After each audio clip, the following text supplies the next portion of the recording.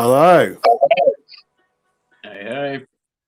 How are we doing? So this is the first episode. Someone might need to turn their volume down. It's you. Can't be me. Right. So it's the first episode of Batteries Not Included, a new little live chat show that I'm putting up on the Bespoke YouTube channel. It's also going on the Arabs Facebook page. You'll know myself. I'm James. I'm from Bespoke Airsoft. But if you guys want to just introduce yourselves. I'm an asshole. Well, that's clear. No, I'm Andy from Terrible Airsoft Group, Airsoft Ransom Band Society. And if you know Andy, you'll know exactly why he's a part of this, because he brings a controversy, he puts people on their toes, and he seems to be at the moment the Facebook group that everyone loves to hate. Which might have both of you two are admins of now, so it's gonna. But Josh, if you want to go ahead. Yeah, I'm Josh, and I'm the owner from Airsoft Limited in Cornwall Airsoft in Cornwall. So. Okay. I was expecting that to be a bit longer. But we're going to get straight into this. This is just a new little live show. 13 years old. Yeah. But this is a new show, like I said, where we just have a little bit of a chat. We talk about all kinds of different things. Just a disclaimer, there's going to be some harsh language in this, most probably, because we're going to be drinking.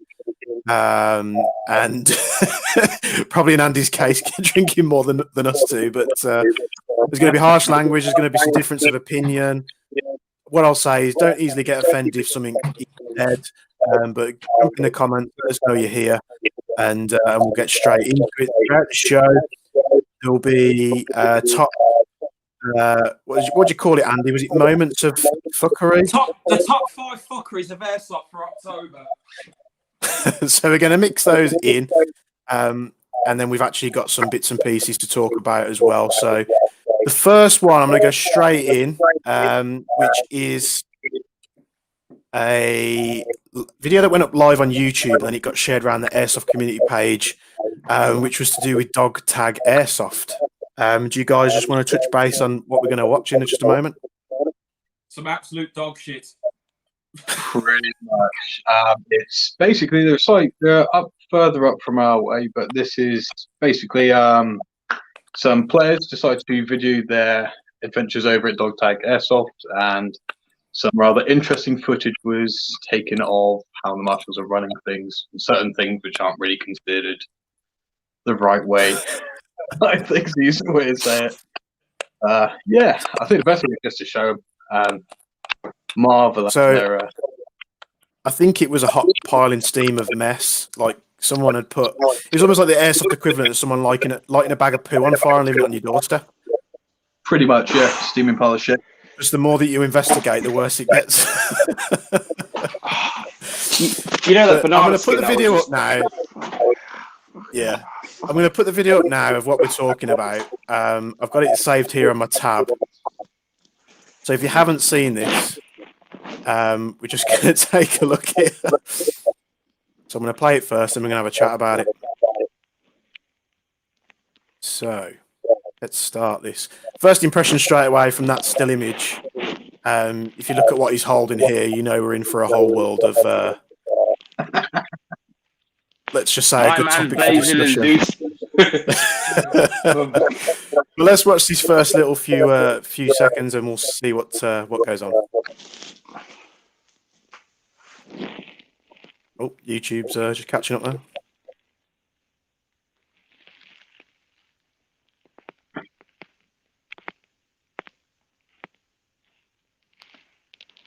This is where he's putting the dead bodies.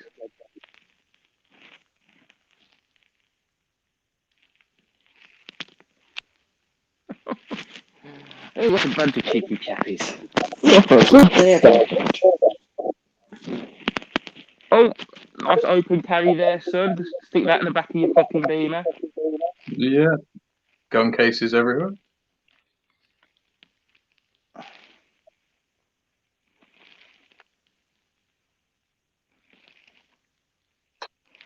Good job we've got no sound coming through here, so we can't hear them. So, yo, blood, why can't you choose yet? Man's got no commentary play Airsoft to get me, blood.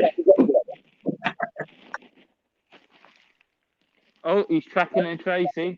Really, the third time he's got COVID this year.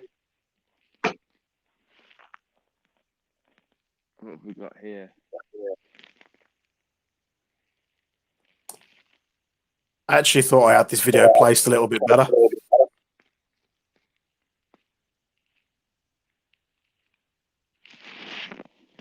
Oh, he's been a bit daring there using the red gas. Go on, son. So, first thing I want to say here, just in case you didn't see it, the Marshall has no iPro whatsoever. Yeah. Eyes are overrated. We've got no sound coming through this, so people aren't going to hear this bit.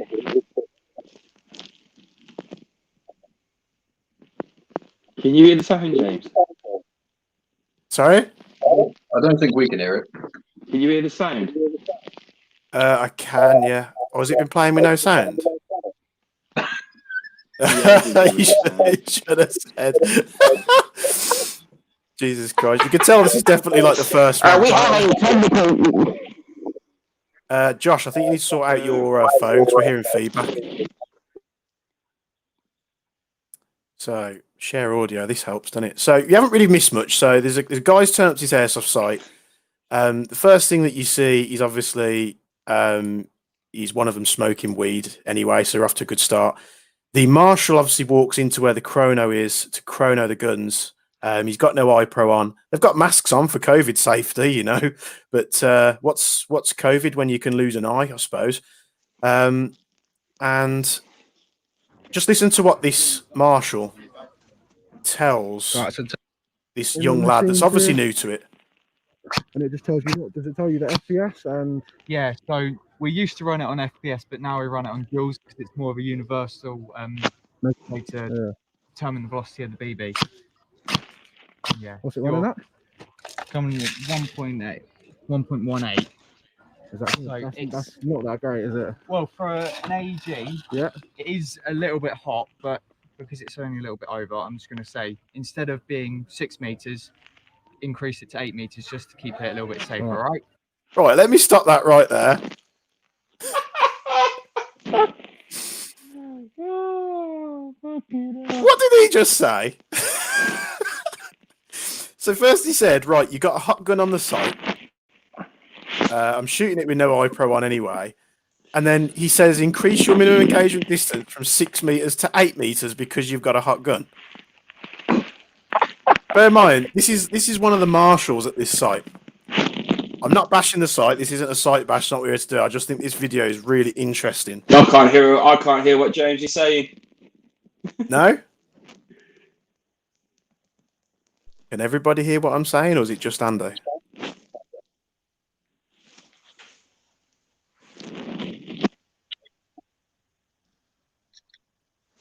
No? Still nothing, Andy? It's doing like sign language to me. I can hear you guys. And I presume if the people in the comments, are you able to hear me? Yep, they can hear me as well, and they can hear. So it might be you guys. Yeah, you. It's you, Andy. Andy's gone full potato spec. So, can you hear me, Josh? Yeah, I can hear you, man. So it's just Andy. It's just point to him. It's him. It's him. It's you. Anyway, we'll set him sort his stuff out. So this marshal's told the guy, you got a hot gun, but you can stick to such and such minimum engagement distance. But it gets better. Thank you. Alright, and this little tag here, your gun is all site legal and everything.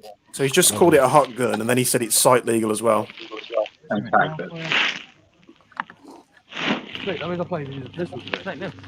you're going to be fucked slightly.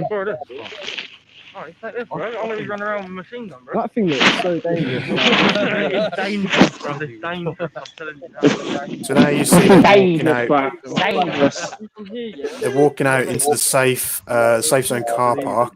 Pierce your skin, yeah? I said that all of his I stuff. presume the reason he's put the Desert Eagle down his trousers is because he wants to hide it. Mum, Leg. what, to the leg and then test it? What, see if it goes through? Go on then. I ain't a bit. Oh, this camera's sick. They're going to shoot each other, aren't they? I said the doubles. Why doubles happen? It words. Easy now. Easy now. My turn now. Come on, put it in. Like, why is he stuffing it down his trousers? He's a real man, isn't it? Missed. Back with the knee. There you go, G. You missed the ball. Yeah, I know. Yeah, go on. Fire it.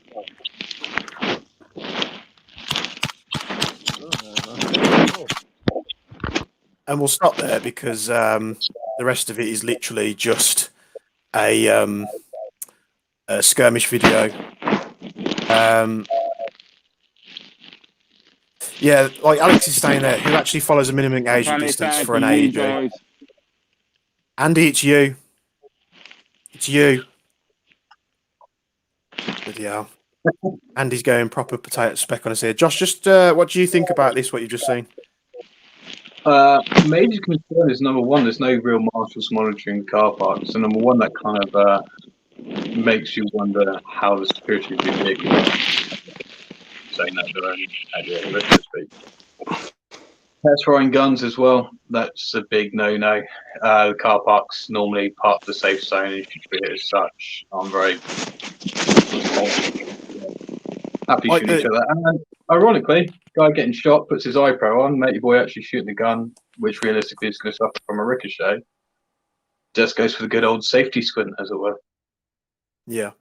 I mean, the marshal is quite young. He looks like, what, late teens, early 20s? Or late teens, yeah. He looked very, very young. Going to a site. There's not many people there, obviously, but you're going to a site. You're trusting these people with your safety, especially. Now, what I will say about this guy's YouTube channel is it caused a massive uproar on the Facebook pages, and he did actually get a lot of bad sort of response from the community. He has since apologized and said, look, he didn't realise, he's new to it. So do we think that he's really to blame? I mean, the drug taking part, any site owner should be kicking you off site anyway, because it's the same if you was to turn up with, to play Airsoft pissed, it's just as dangerous for everyone else as. Same thing, it's against your insurance policies. It clearly states no drugs or drinking everyone's insurance premiums. And not being funny, you can smell it. I think any marshal would be a bit naive if they weren't able to sense that. And you notice from this video that the guys there, they're all using two-tones, but then the Desert Eagle that they've got isn't two-toned. So yeah, I know. Andy, do we need to get the Yukara police involved? But fucking hell, yes. Yeah, straight. I'm not going to give away the operative's name from the Yukara police, but mate, fucking straight morning dawn raid. Take the fucking doors off. Fucking. I mean, the thing is though, right? In that situation, like if you smoke weed, you're just being bait. If you walk onto a site that you've never been into, and just start blazing up. You know what I mean? Yeah. Like have some fucking have some common sense and don't smoke before you play Airsoft. But if you're going to smoke, do it off fucking sight. Do you know what I mean? 100%, Well, what I sensed there was a little bit of the plastic roadman. Oh, 100%. Do you know what I mean? Like I'll go on fam, your core's still blood. Yeah. It's like, oh, Jesus Christ. It's like... I suppose, I mean, you've ran sites before, Andy. If you was running a site now, and you were sort of looking at this video, how would you... I mean, let's say you're the people running this site. How would you respond to that? Do you know what? I think the moment it happens the first time, you set precedent, don't it? So you've got three choices there. You can either kick the guy straight off site. You can have a word within his ear and turn around and say, you can't play, but your mates can because you'll be invalidating my insurance. or you can turn around and say fuck off and come back when you're not stoned. Yeah. Yeah. You know, I think there's. I mean, that's the easiest way to do it. I don't think you can read them the riot act. Yeah. I don't think everybody who plays airsoft is squeaky fucking clean. As a don't get me wrong, as a site owner, they're on the site, they're looking at the safe zone, they're booking players in. They're not going to know there's some idiots on the car parks, you know, getting high before they come and play with guns that can blind people. That marshal should not be a marshal at that site. Probably still isn't. Probably Not definitely only isn't. not only does he lack judgment, he lacks experience, he lacks training. You know, marshals, whether they're paid or they're unpaid, they're there to keep the events safe. Yeah. And they're also there to, you know, make sure that you're safe as well. So, do you know what though? I think there is like if you had like an airsoft rating system, I don't know, maybe if there was like an airsoft trade body out there that was fucking grading sites to turn around and saying, you leave a site review, what was it like for safety? What was it like for marshals? What was it like for car parking? What was it like for facilities? And the moment that you see something like this or you attend something like that, you turn around and say, yeah, 10 out of 10, it was like the Hilton of airsoft sites, but 2 out of 10 because the marshals were twats. And then you also rate it on the clientele, don't you? You know, do we have like a Michelin star rating for airsoft sites now? That's the thing. I mean, if you think about airsoft, it's a big circle jerk in many respects. People will turn around and say a site's brilliant even when it's dog shit because they want to feel like it's their local's brilliant. So, and if I keep diverting, you know that banana that I was eating before it came on screen? yeah. Yeah, I've been just like treading into it onto my fucking wooden floor underneath the desk where I'm streaming through, so I keep slipping and going, oh fuck. And if I don't clean it up now, it's going to be a Don't mess lie. when You've just stepped on some of your old tissues, haven't you? Yeah. Is that your special space? Yeah, it is actually. There's the cactus here, like which I accidentally rub up my bumhole, just to get that extra fucking, just to get that extra buzz, mate. Do you know what I mean? Jesus Christ! Gone straight past wanking, mate. Gone straight into some freaky shit in my old age. But you know, this probably leads me into my next question. Obviously, this was the first fuckery moment that we're probably going to talk about. You know, it's just diabolical. You can go watch the full video for yourself. What I would advise is that you don't watch the controversial bit at the start and then switch off. It's not that it gets worse. It's not a, you know, if you've seen one airsoft video, send them all. Just to add to this very quickly, the guy got a pasting on UKAC, and then I followed it up with a couple of comments to him which weren't giving him the Arabs treatment. He was like, please don't ban me, please don't ban me. So the person who's taken the video was probably a lot more repentant than some idiots were. Yeah. So I think he realises that actually airsoft is a good social, mate, but it's not what walking into a rave where you've just popped 2 pills, you've had a couple of boosters in the toilet, you've had a cheeky spliff, and now you're ready to hit the dance floor.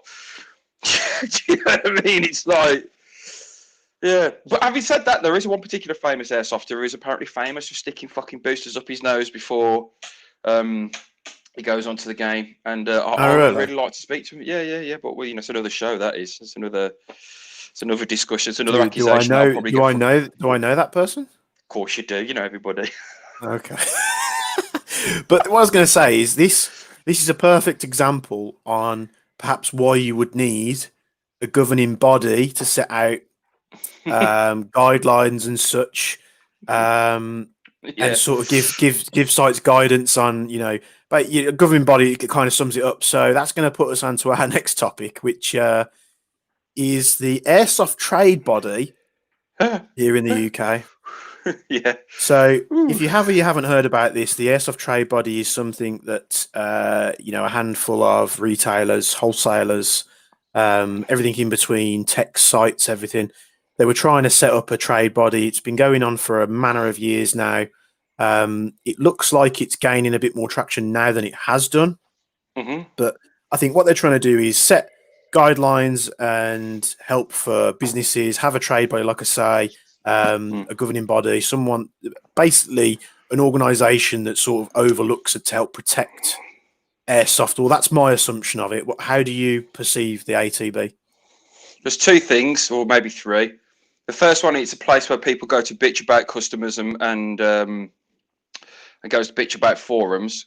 So I think it's a place where there's this ATB is almost like a version of Arabs, but just on a professional sense, where they get to bitch and rant about the industry and things that aren't right. So Arabs is like the consumer version of that, and the ATB is like the place where they get to discuss the challenges that are within their environment. So I'll talk about it for professionally, because I think, first of all, they're not a fan of me, and that's understandable. I quite like some of the people that are on there, not all. But the utilization of it is so they can actually maybe get some standards. That's it.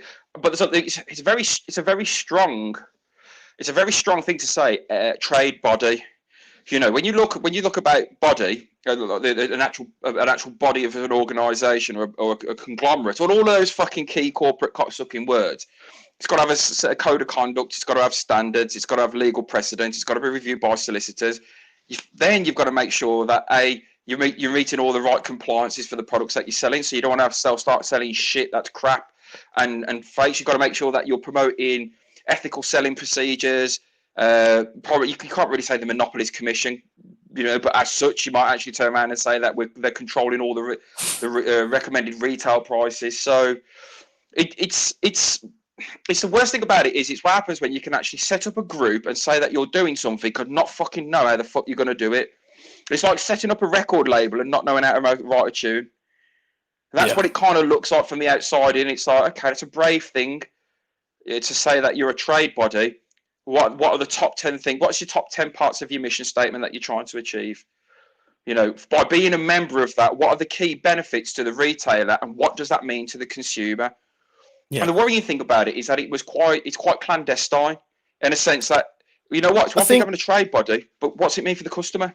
I think it's when you hear it as a business owner, and I'm sure that Josh would have the same, be on the same sort of page as I am. When you're a business owner and you look at something like that, you'd be like, wow, this sounds like a good idea. Sounds like I should be part of it. It sounds like, you know, if it goes the right way, I would have to be a part of it anyway. So you jump into the group. It starts well. People start introducing themselves. You know, then it's a bit of a dick measuring contest and people are trying to one-up each other. And then it sort of became a place where it would literally be a Facebook group with all the retailers in, which then spread to pretty much everybody. Everybody was allowed in, up to like 200-300 people before they had like a purge of people. I'm not too sure.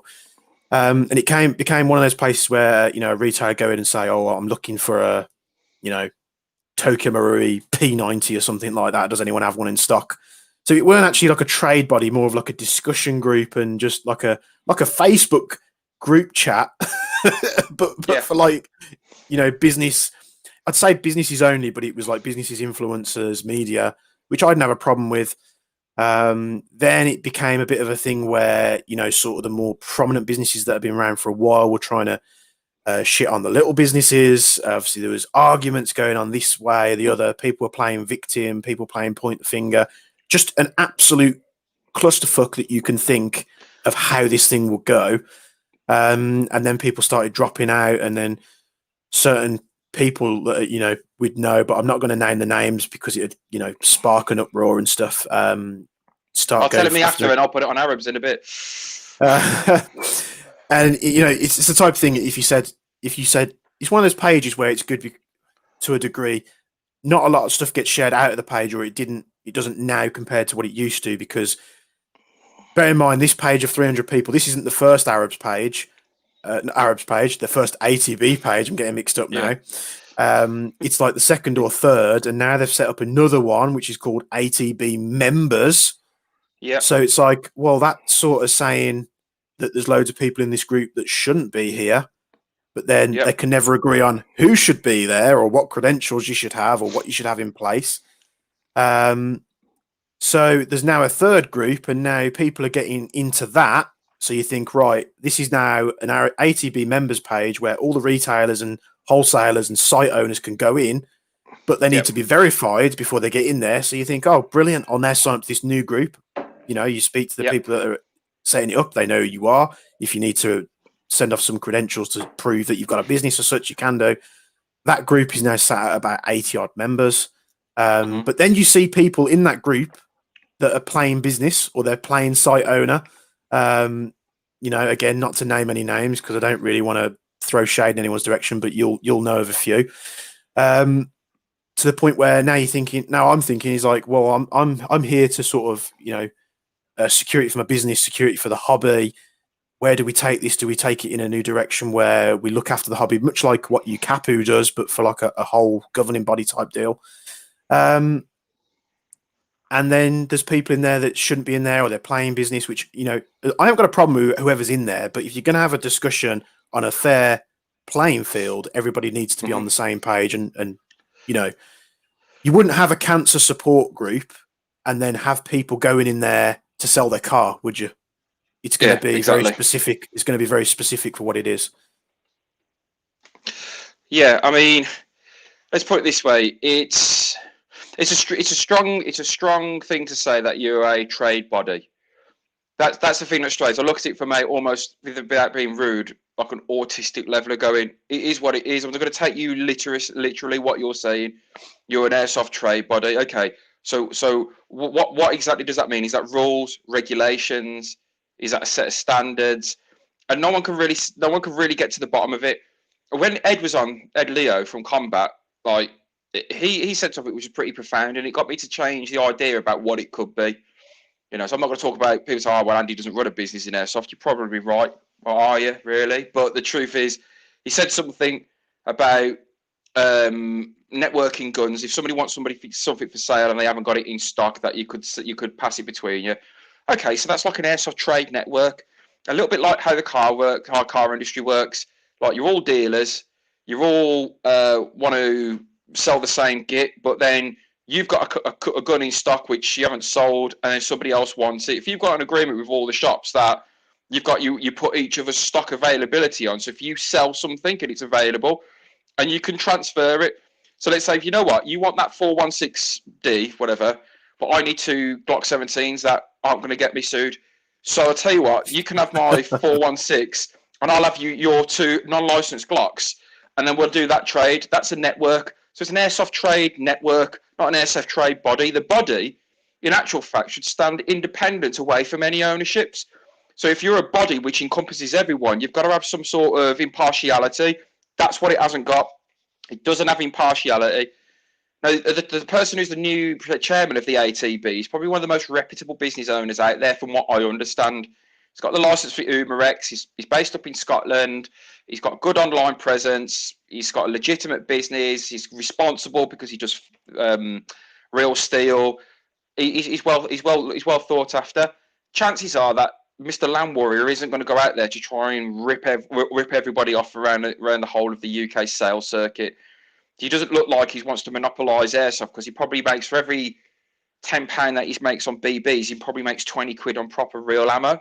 And so you look at him and think, you know what, you're actually a good representative of the airsoft community.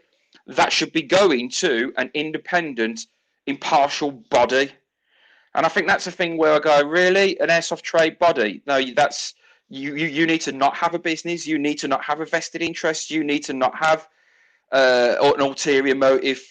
And if you had somebody that was doing that, and it's certainly at the likes of me, but if you had somebody that was, okay, I will be they will be your bridge between talking to the people like the Monopolies Commission, talking about ISO 9001 standards, talking to lobbyists, talking to members of parliament, talking to councils. So when that person is engaging with those industries and sectors, to different departments or different government departments, they turn around and say, okay, your vested interest in this is based on the community and the sport and the business and the consumers, not your individual interests. And so when you've talked to people that are business owners that are part of it, that they come through to me on my private message, turn around and saying, oh God, so you're getting slated on ATB, and then these business owners list 20 reasons why they hate ATB, even though they're still in there. The primary top 3 reasons is usually because there's no impartiality. They think the people that they're at the top of it are making a monopoly, and it's just untrustworthy. So that's the thing I get with a body. It's like, yeah, great idea if you want to put into legislation, put into standards, put in compliances, rules, regulations, turn it into an official sport, all of that shit. Just be impartial. How can you have a legitimate business interest in that and remain impartial? Only time will tell. If Land Warrior has been voted, and well, I suppose in terms of if it was something that would protect the hobby, it's in his best interest to protect his business, and to protect his business, he would have to, effectively protect everyone else's businesses. It's the same. We're all here in the same country, aren't we? So even though he's Scott's up in Scotland, so honestly don't know where Scott finds the time. He has multiple businesses, and now he's taking airsoft on. communism then? Is that airsoft communism or airsoft socialism? Everybody's a capitalist. They've got a business. So what you're saying is that it becomes a regime of airsoft businesses, maybe. Well, yeah. Would this be a case of if the collective on the ATB determine a criteria or something like that, what gives them the authority to go and enact this on certain businesses? And just to answer Alana, I don't know if she saw earlier, we can actually see the comments. So if you've got a question, put it in there, and I'll reel it in as we go along. But people are a bit sceptical here of the ATB. Okay, there's some interesting points on this. So George, you got George there, George Shankster of Geararga Airsoft, good friend of mine. And he hits the on the head, though. What are the objectives of the group? Well, again, years later, I'm still none the clearer, to be honest. I know they're trying to advance it, which brings me on to the next question, which was, would the ATB be able to sort out the pricing on riffs? And no, they can't. You can't discuss anything in terms of price fixing in the UK due to competition laws. If you were to do anything such like that, you would become a cartel. And it is massively illegal basically. So everyone involved would be massively. I mean, you can do like minimum advertised price. So, a wholesaler can say, right, we're going to say this product, the minimum you can advertise it for is this price, because they might do drop ships or they might give it to you so it's in stock. However, when it comes to selling it, you can actually sell it to whichever price you want. You can sell it at a loss if you want to the customer. But in terms of them sorting out pricing, they can't, or they would be very ill-advised to do something like that, because they would find themselves under the a strong hand of the law straight away. Well, yeah, there's that, and so the trade body. You look at it and say, the trade body, what's it doing for the retailers? How is it helping the retailers? And the only things I can see that it would safely do will be some of the things that Ed alluded to, which was let's keep an eye on what stock levels we've got so we can keep the sales moving. I did an offshoot of ATB just to take the mick. And if anybody hasn't spotted, all of the acronyms that I use for my groups are military acronyms and molded for the airsoft community. So I did the RC, Airsoft Retailers and Sales, something enterprise zone, R zone, whatever. And people straight away were doing little deals. I need a load of masks. I need a load of BBs. I need a load of pyro. I need a load of this. And they were doing little deals of selling stuff between them. Whether the page is active or no, I don't know. But that's what you'll find is a lot of the smaller businesses and those that are easy to talk to. And Scott, even though he's probably one of the bigger businesses out there, he's very much the same. I've always bumped into him as a new business. He was very polite and, had the time for me if we ever bumped into him, had a conversation. So he might be the right person for that job. But speaking of the jobs in the ATB, like, George again says here, so airsofters are playing soldiers, then they're playing FBI, and now they're a cartel, where it very much could go that way. But they've just, I'm not going to go into great detail because I don't want to reveal any information that, should be out of place. I want to be, I don't want them to get their back up on me for releasing information that shouldn't be out in the open. But what I can say is that they released a thing where they were giving people the opportunity to apply for roles. This included obviously the president, chairman, sort of the treasurer and bits and pieces like that, media manager. And they were all trying to sort of decide. I mean, I don't have enough time in my spare day to wipe my arse, let alone take on another job that's going to be unpaid. And I'm sure a lot of them are the same, but straight away it become like a bit of a sort of a position grab. And, Scott was actually voted in. That was nice. I don't think he requested anywhere that he should be, such in that position, but there's a few on there. And again, this goes back to me saying there's people on there that aren't legitimate businesses. They're either playing retailer or they're playing airsoft site manager. And these people are applying jobs to be heads of certain sections of the ATB, which is going to govern airsoft here in the UK. Mhm.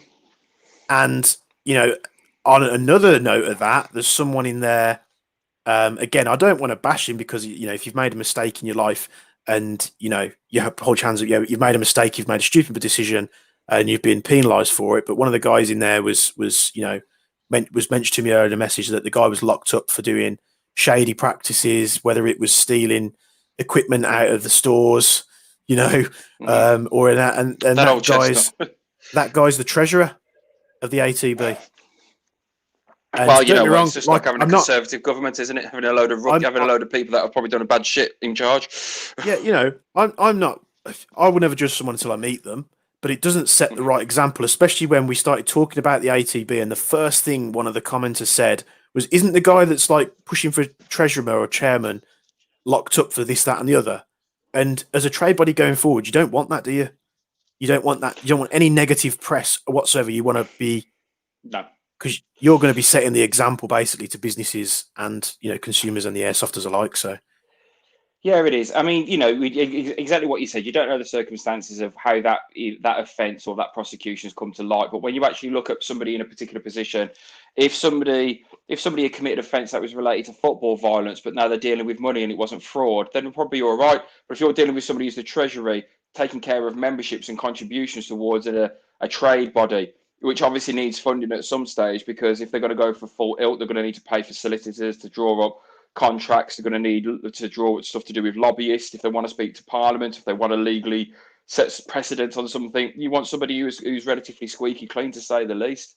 But I think it is down to the reality of what you're trying to achieve, and it's not clear what the objectives are. It's never been clear from the people that have been in there. It's never been clear. So if it's been trying to get it off the ground for 2 or 3 years and you haven't got a clear mission statement, what those objectives are, how you're going to achieve those, what your goals are, how it benefits the trade body, and just as against one of the things that I've tried to put over is when you talk about putting yourself in as a airsoft trade body, it completely forgets about the main purpose of having a business, which is to serve the customer. So what does the trade body do to help the customer?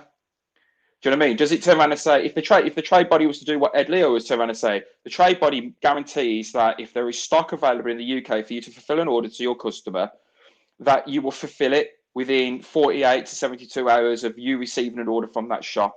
If there is an agreement between a network, as it will be with cars, and turn around and say, here's a digital list of all the shops that are on the trade body and who's got what in stock, and then you trade your wholesale stock based on value for value. I've got a TM416 Dev Grew. Customer wants it. I know you've got it, Mr. Whatever shop. This is what I've got in stock. Do you want to swap stock to the value of so I can fulfill my order? And then that might help people, because I turn around and say, do you know what? I'm glad to see the back of that 416, and I know I can shift those 3 Firehawks straight away. Because and that's where it becomes interesting. But if the idea that I've just had has never been discussed in ATB, then a twat outside of the industry is looking at the ATB going, how are you going to benefit each other? Well, we don't know. We're just going to have a Facebook group so we can sound off to each other. Yeah. And you're not really going to benefit each other. No, all right. But also, here's a good point as well, is that we have the United Kingdom Airsoft Retailers Association, UKARA, that deals with the database. Now, you go up to a site, all you guys will probably know this, but you go up to a site, you sign up to the site membership. Once you've got that site membership at that site, UKARA can issue a number where the retailer can check you more easily. This is a way for people to buy realistic imitation firearms. We all know this here in the UK. Now, how many times do you hear of a shop that completely disregards the VCRA and having to have a certain type of defense to buy these things, whether it be in... Well, the fucking time. So if what is essentially a law, the VCRA, you know, what we have as airsofters and site members and stuff like that is an exemption from that law. And this law that we have the exemption for, people disregard this rule for it to make a quick, 20 quid, whether they're doing a market stand or whether they're just letting people come in and buy what they want without doing the checks like a lot of the other retailers do, go through all that nonsense. And some people go, if you got a Yukara or something like that, or a membership site membership, player says no.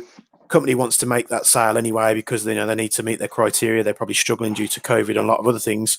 They do the sale anyway. They've broken the law.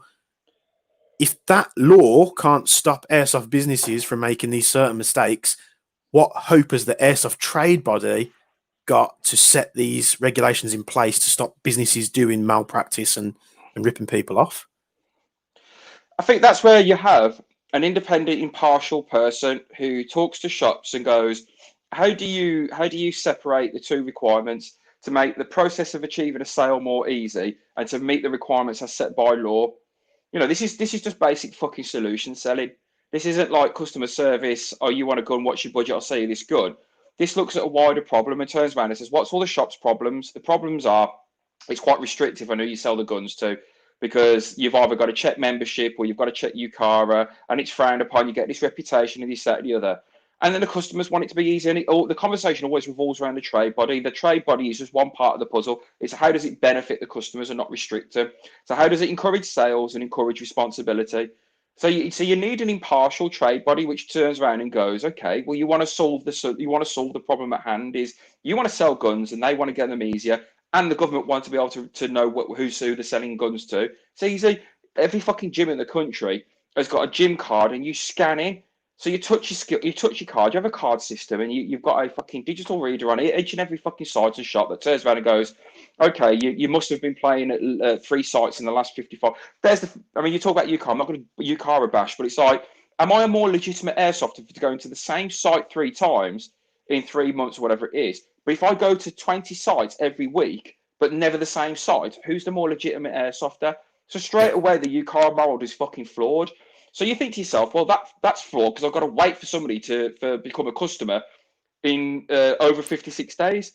Whereas if I turn around and said, right, I've been to 10 airsoft games in the last 3 months, all different sites, here's my card, verify me. And then the government turn around and say, what, that system's digitized? Yeah. And it's on a cloud, so you guys can check who the fuck's got guns. Yeah. And it's a lot easier to sell guns, but it's a lot easier to track who's got them. And so the problems here aren't solved by somebody who is sat in a retail shop doing, somebody like yourself who's doing 70 hours a week in a cross between doing the front face, the back end of it, the admin, the fucking accounting and all that shit. It's done by somebody who turns around and says, I've got all the time and experience in the world to be able to look at legislation, to be able to look at technology, to actually look at it as an overarching solution for everybody that wants to get involved. And so it has to settle 3 things. It has to settle government, it has to settle the customer's requirements and the business requirement, as well as the legal requirement. But the solution is not setting up a Facebook group. The solution is not setting up a Facebook group like a Scouts group and having they did try shit. and run meetings in person, but it's a very difficult thing with people all over the UK. And some, like, let's say they held a meeting in Birmingham, and Scott's got to come down from Scotland. It's not an easy trip, and people have got businesses to run. So I think that's probably why a lot of people didn't turn up to these things. People that could do did. But another sort of example I want to give you, just like the Yukara one, is that a custom airsoft shop, I'm not going to say who, decided they were going to make what was it, tech-in services. They were going to get tech-in services up to a certain degree and get people accredited and trained and give people a certification. And this went down like an absolute sack of shit because it wasn't thought about.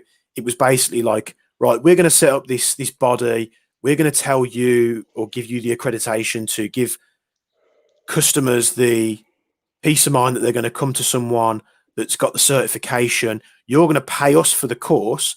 So it's basically like we're telling you what to do. You're going to pay us for the course, and we're going to regulate it, and then we're going to let you have this little stamp of approval. So if someone brings a gun in to get fixed and you've got that stamp of approval, you're more likely to get the work compared to someone without it, basically.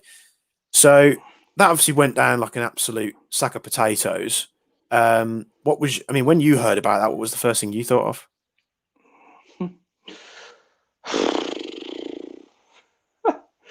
You know what, mate? Even when you're talking about wasn't it? It was just like who's actually, has someone actually sat down? Has this person actually sat down, like written this all out on a notepad and thought, this is a really good idea? In my opinion, In- nothing in the- against the guy. That was a way to make money. It wasn't anything else. in my head about all of it is come away from airsoft. It's a problem which requires a solution outside of the person that sells the guns and outside of the person that buys it and outside of the site. Jenny's come up with something on here and going, okay, so a completely impartial trade body will be great, but how would you get impartial trade bodies unless they're paid? I'll probably talk about this offline with Jenny because I don't want to talk about the job and industry that I work in on here. But there's some aspects of what the airsoft trade body doesn't take into account and doesn't sort of solve the problems in, which is a very small problem to them, but it's a huge problem outside to do with product compliance. To answer that question quite simply, though, you could make it impartial by whoever's running that trade body or something does not have a financial conflict of interest in a business that they're regulating. So if you're an airsoft trade body, but it's run by a competing business, that's going to cause problems because people are like, you'll make the rules up and it suits you, it doesn't suit everybody else. So to me, things like this, like UCARA and ATB and other certain things, if they're set in place, they should not be ran or governed by the retailers that they're including, if that makes sense. There is Jenny put this. I think there's on the Arabs thread, which is the reason why I'm a bit distracted here. One of the things I think there's a disparity between, or a disillusion, is between the ATB versus what the customer expectation is, and what the customer's expectation is of airsoft retailers, and that's where I think there's a lot of confliction. And it's not to digress too much, but the airsoft trade body is looking at all the problems that it has as an industry, but doesn't have the power to solve them. And in actual fact, well, the problems that they're discussing don't benefit the customer; it only benefits the shop. So, as an airsoft trade body, your forward thing should not be to satisfy the bodies of the businesses within the organisation. It should be listening to the customer base, and the customer base will tell you what needs to fucking change. But it doesn't. It becomes an incestuous, clandestine organisation that becomes a body of a hierarchy. And the moment you start talking about chairman, media person, this, that, appointed, voted, all that fucking terminology fucking stinks. It stinks like an airsoft Illuminati. It stinks like an airsoft mafia. And it's like, okay, if you want to achieve what you're trying to achieve, which is a simpler way of making more money as a retailer, look at your customers and find out what they need to simplify the process to buy guns that meets the legislative requirements of government and also meets the needs of your businesses.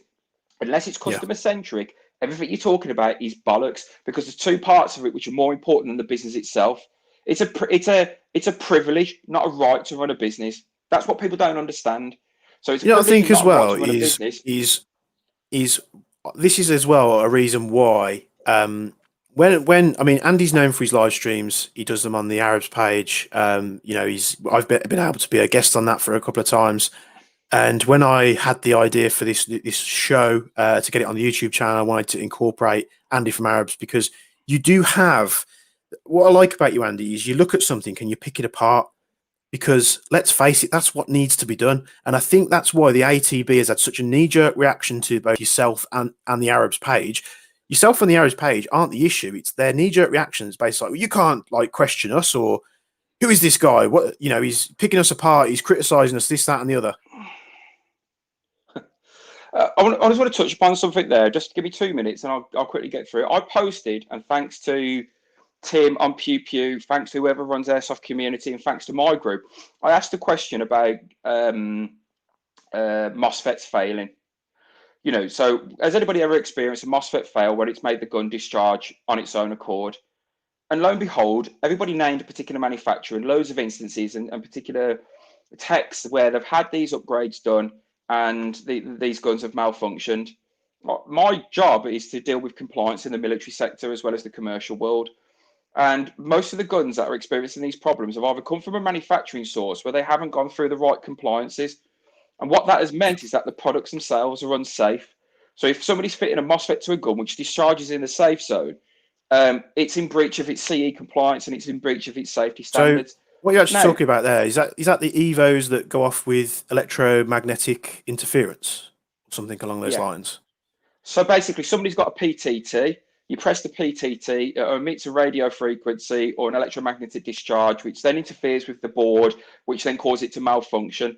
Now, if you safety test your gun and that malfunction is considered to be non-safety critical, you can whack your CE mark on there because you can do your technical documentation to turn around and say, I've done my risk assessment, I've done my EMC testing, I've done the safety testing, here's my CE mark, which I've done my own declaration of conformity. Bang, sell your gun out there.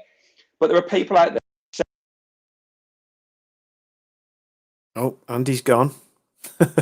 You back, Andy? Go. There you go. Carry on.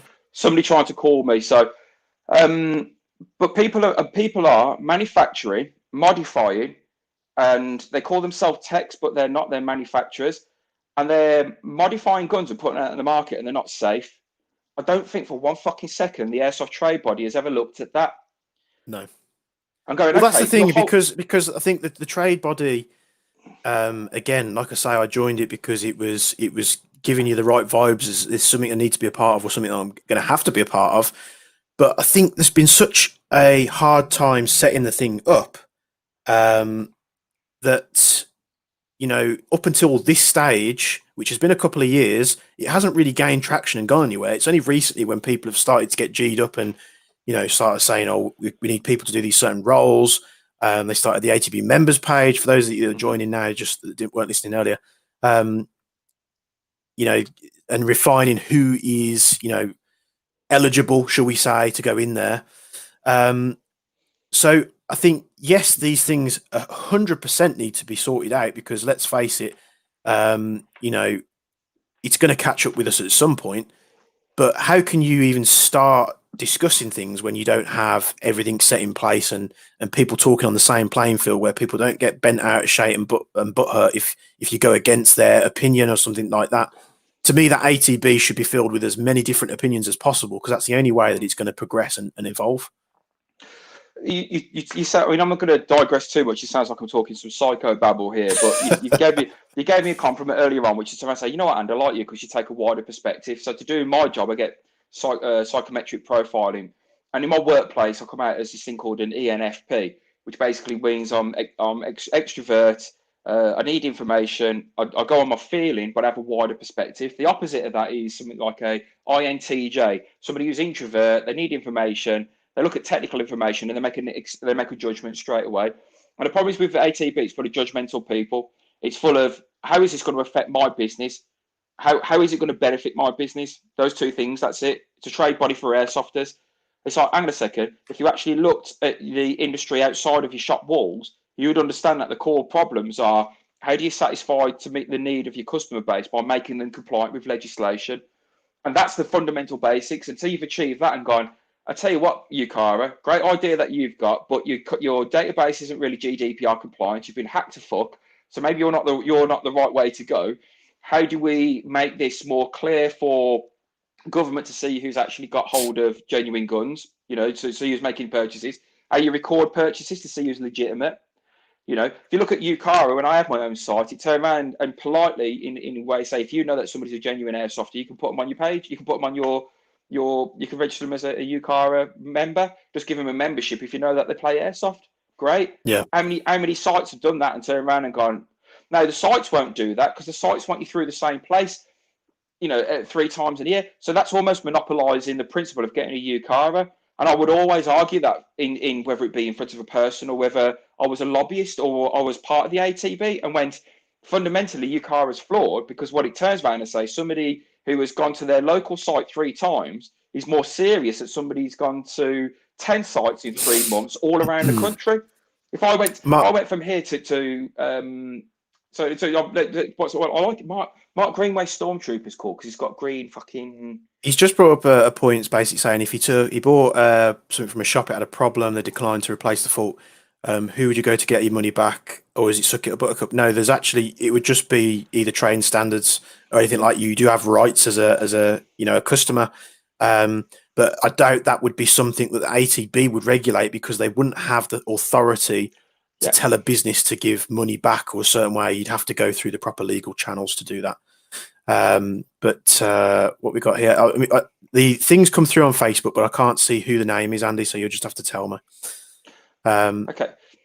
like you said, if it can never work if a site or shop starts it up or takes the lead on it, as there's always going to be conflict of interest. It needs to be an individual or group of individuals that have no connection monetarily to a site or shop and aren't biased towards either of those, whether it be through friends, family, or even stuff like sponsorship. Now, I don't have a problem. I know I said earlier, you need to be impartial and you don't need to be connected to a shop. But having just thought about that, I don't think it's actually possible unless it was player driven, because if they're not part of a site or a shop or anything like that, they're going to have an interest in the hobby to be part of an ATB or become a governing body. So they're going to have an interest. So they're going to end up being the players, aren't they? Who else is it that's left to do it if the sites and shops can't do it? This is it though. When you look at if you look at organisations that are headed up, it's usually from somebody who's got a lot of experience. So let's say Matt from Ammo Drop wins the lottery, decides to fuck off selling that ammo drop and fucking having a site, and decided to have a fun life. Matt from Ammo Drop, without having a shop and without having a site or attached to any distributor, would be a good person because he's got the knowledge, but he's impartial. So his trust factor. Now that might not be the case because they say, yeah, but Matt, you've got loads of people in the airsoft industry. You might do a few backhanders and look after a few people. So then you need another figure and go, okay, who's another figure in airsoft that loves airsoft to bits? But doesn't have a shop and all that. So you may look at the original lobbyist who did stuff to UCARA. Yeah. You might look at UCAPU and turn around and say, well, actually, you've never really done things for profit and you've not benefited from UCARA. Maybe I don't know who the fuck he is, but maybe the guy who runs UCAPU. Well, yeah, he started that. He's protected people and he's done that off his own back. Well, the only money they get in is from originally. I think the membership was sold, wasn't it? I think it was £5, and then it became free. So that guy has set that up on his own to make it, a safer thing for the players. And I know he got a few people out of some sticky situations. So again, that was someone who was invested in the hobby, but not invested in a business. Well, let's just look. Let's do a future cast here, and maybe somebody wants to take some ideas of this. But how would you verify someone's identity straight away? Well, actually, your driving license is the same way everybody verifies you. And DVLA, if you give the DVLA the authority to check that you are this individual at this address, then you can do that. You can allow an industry to check DVLA to do a check. It costs $5.99 for you to check that you can get a fucking car from a rental company on a license check. Not everybody does it. So the principle of being able to access official information to be able to verify who you are is there. Then you look at a network of people and turn around and go, well, how do I verify people that have gone to the various sites? Do you know what? Gyms use it all the time. In principle, the same amount of people that go to an airsoft site week in and week out, it's the same amount of people that go to a gym. So a gym can afford to do it. You get your card, you check in, and you check out. It tells you whether you're valid or not. Yeah. So people can't. So you could do that all around the sites. Now nobody wants to do that because they think, oh, it's going to cost too much. There's fucking gyms out there. They've got 200 members that have got a 24-hour log in and log out, and they know who the fuck's in, who's paid, and who's not. So what it is, the ATB then starts to look at actually not somebody that wants to come out with dynamic and innovative solutions. It's just someone that wants to look after their own interest and prepare and be and pretend that they're part of a community. Because if after 3 years you've not actioned a single fucking thing, you don't know what the fuck you're talking about, you've got no objectives, or you're self-serving. So it's one of those three things.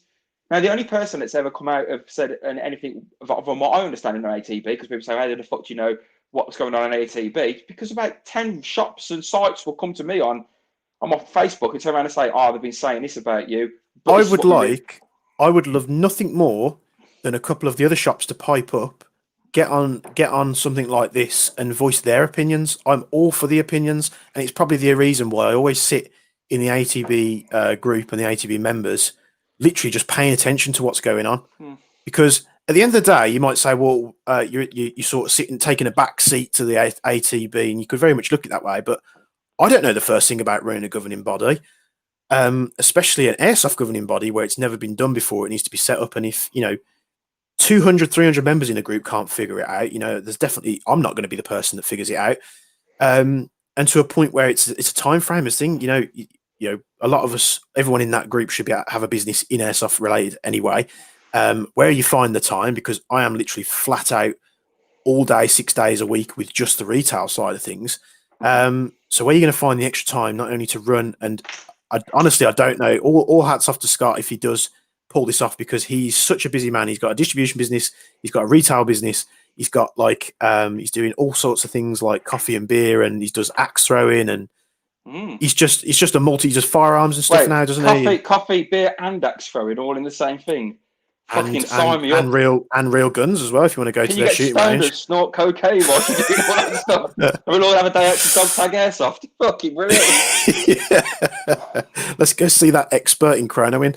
But yeah, it's fair play to him if he can pull it off. Like I say, I've been a backseat driver. I wanted to hear what people's thoughts are. It's nice. Some people have brought up some interesting thoughts, and again, those people in the ATB could come and do something like this, put it out to people, share this like live stream all over, and get the airsofters or the people that we're supposed to be protecting it, because they're our customers at the end of the day. Without customers, we can't have a business to have a governing body. So there you go. And you'll probably hear some interesting things. And I know someone sent me a message saying this has been shared into the ATB group. So if they are listening, I hope someone can listen and say, right, I'll jump on and throw my 2 pence in. Come and throw your 2 pence. I want to know exactly how you feel about it.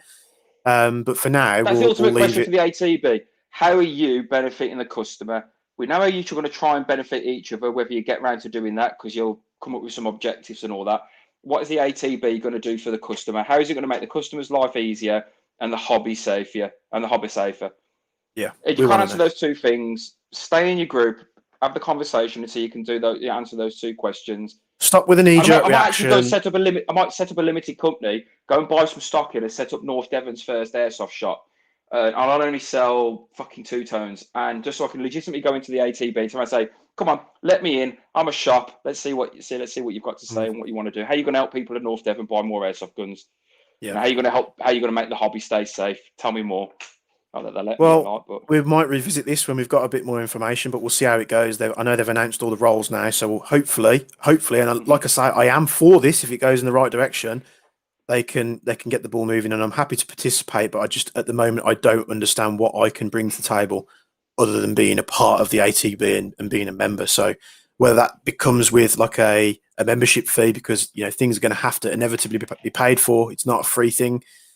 But going to the top fuckery moments of this month, this could also come with the ATB thing. We're going back to another site thing. And have you ever airsofted at 80 degrees? And lived 80 degrees Celsius. So this goes back to the COVID mess that we're in at the moment. But here's a little thing that we got sent. Let's take a look at this picture. Where are we? Go. So this was something that basically someone sent in. So this was some COVID rules at Camp Sparta. And if you just read that section there in the middle. So all persons entering the site will be subject to a non-contact temperature check, amber and red readings. 80 Celsius and over will result in the person being refused entrance. Yes, because they're most probably dead. Fucking dead blood. Who has a temperature of 80 degrees Celsius? Jesus. Do you know what? The reason why I was late getting into the stream is I was on the new episode. I was watching the new episode of Star Trek Discovery, and in Discovery, there's probably a fucking species of alien out there that probably does exist at 80 degrees Celsius and plays airsoft. That's how they sort out their intergalactic wars, by shooting 6mm plastic BBs at 1.3 joules at dog tag airsoft.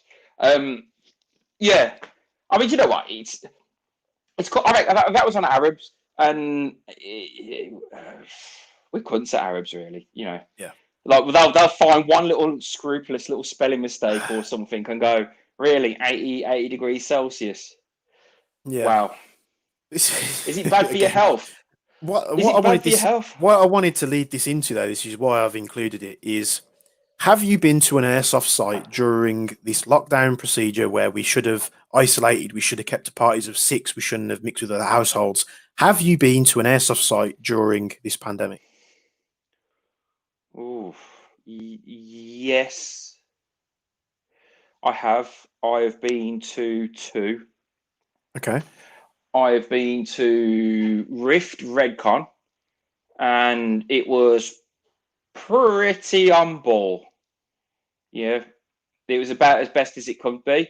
And I went to. He's not come back in. He needs to add back in. So I don't know if Josh is going to come back in. Yeah, we lost Josh pretty early on, but he needs to get his headphones. F in the chat for Josh. I went to Josh's at Cornwall Elite Airsoft, and it was fucking it was military precise. Like the marshals were like hawking people from 70 to 80 meters away. That's not 2 meters. That's not 2 meters. That's not 2 meters. Even with some of the safety stuff, like somebody was taking off their head mask during the game brief, which is in the game zone. And so if you take your headgear off again, mate, we're gonna have to ask you to leave. So Tony from Rift has always run a tight ship, and he's got sensible safety procedures in on any one given day anyway. And it was the first game that we were allowed to do after lockdown had eased up, and we travelled from North Devon to Oxford, and it was do all your admin in your car, stay 2 meters away from each other. There was lots of things which were bypassing the normal stuff that you'd be able to do, so you couldn't just go into the building en masse, which at Redcon 2 is like it's RAF Abingdon. Yeah, and I tell you what, that is actually a really good testament, because if he's using on in a military site, or he's using a mod site, which is actually an active mod site, and the MOD turned around and said, yeah, we know you run a tight ship, you can come and do your thing at our site, that was good. And consider Cornwall's got a reputation for being a backstreet area where it would have been just like where you turn up on a donkey, and you can shoot fucking whatever FPS because the police are an hour down the road. It was a tight fucking ship.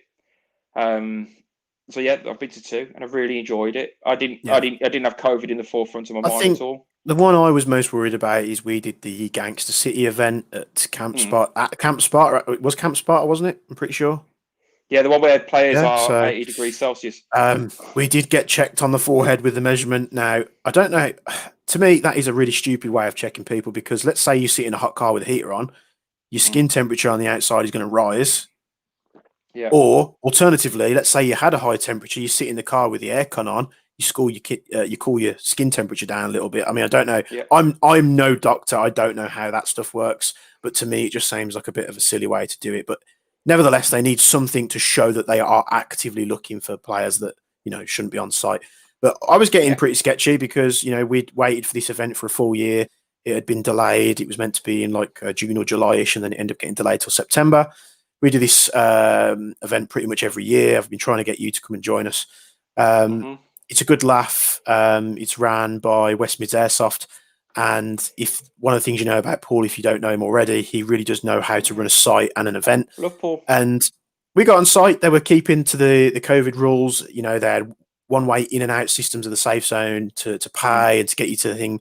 They did the briefing and they got people to step out. They did have the space for people to step out. So if you have got a lot of people on site and you've got a small site, there's no way that you can do that. And let's face it, he made it very simple at the start, and I think this is what they should do.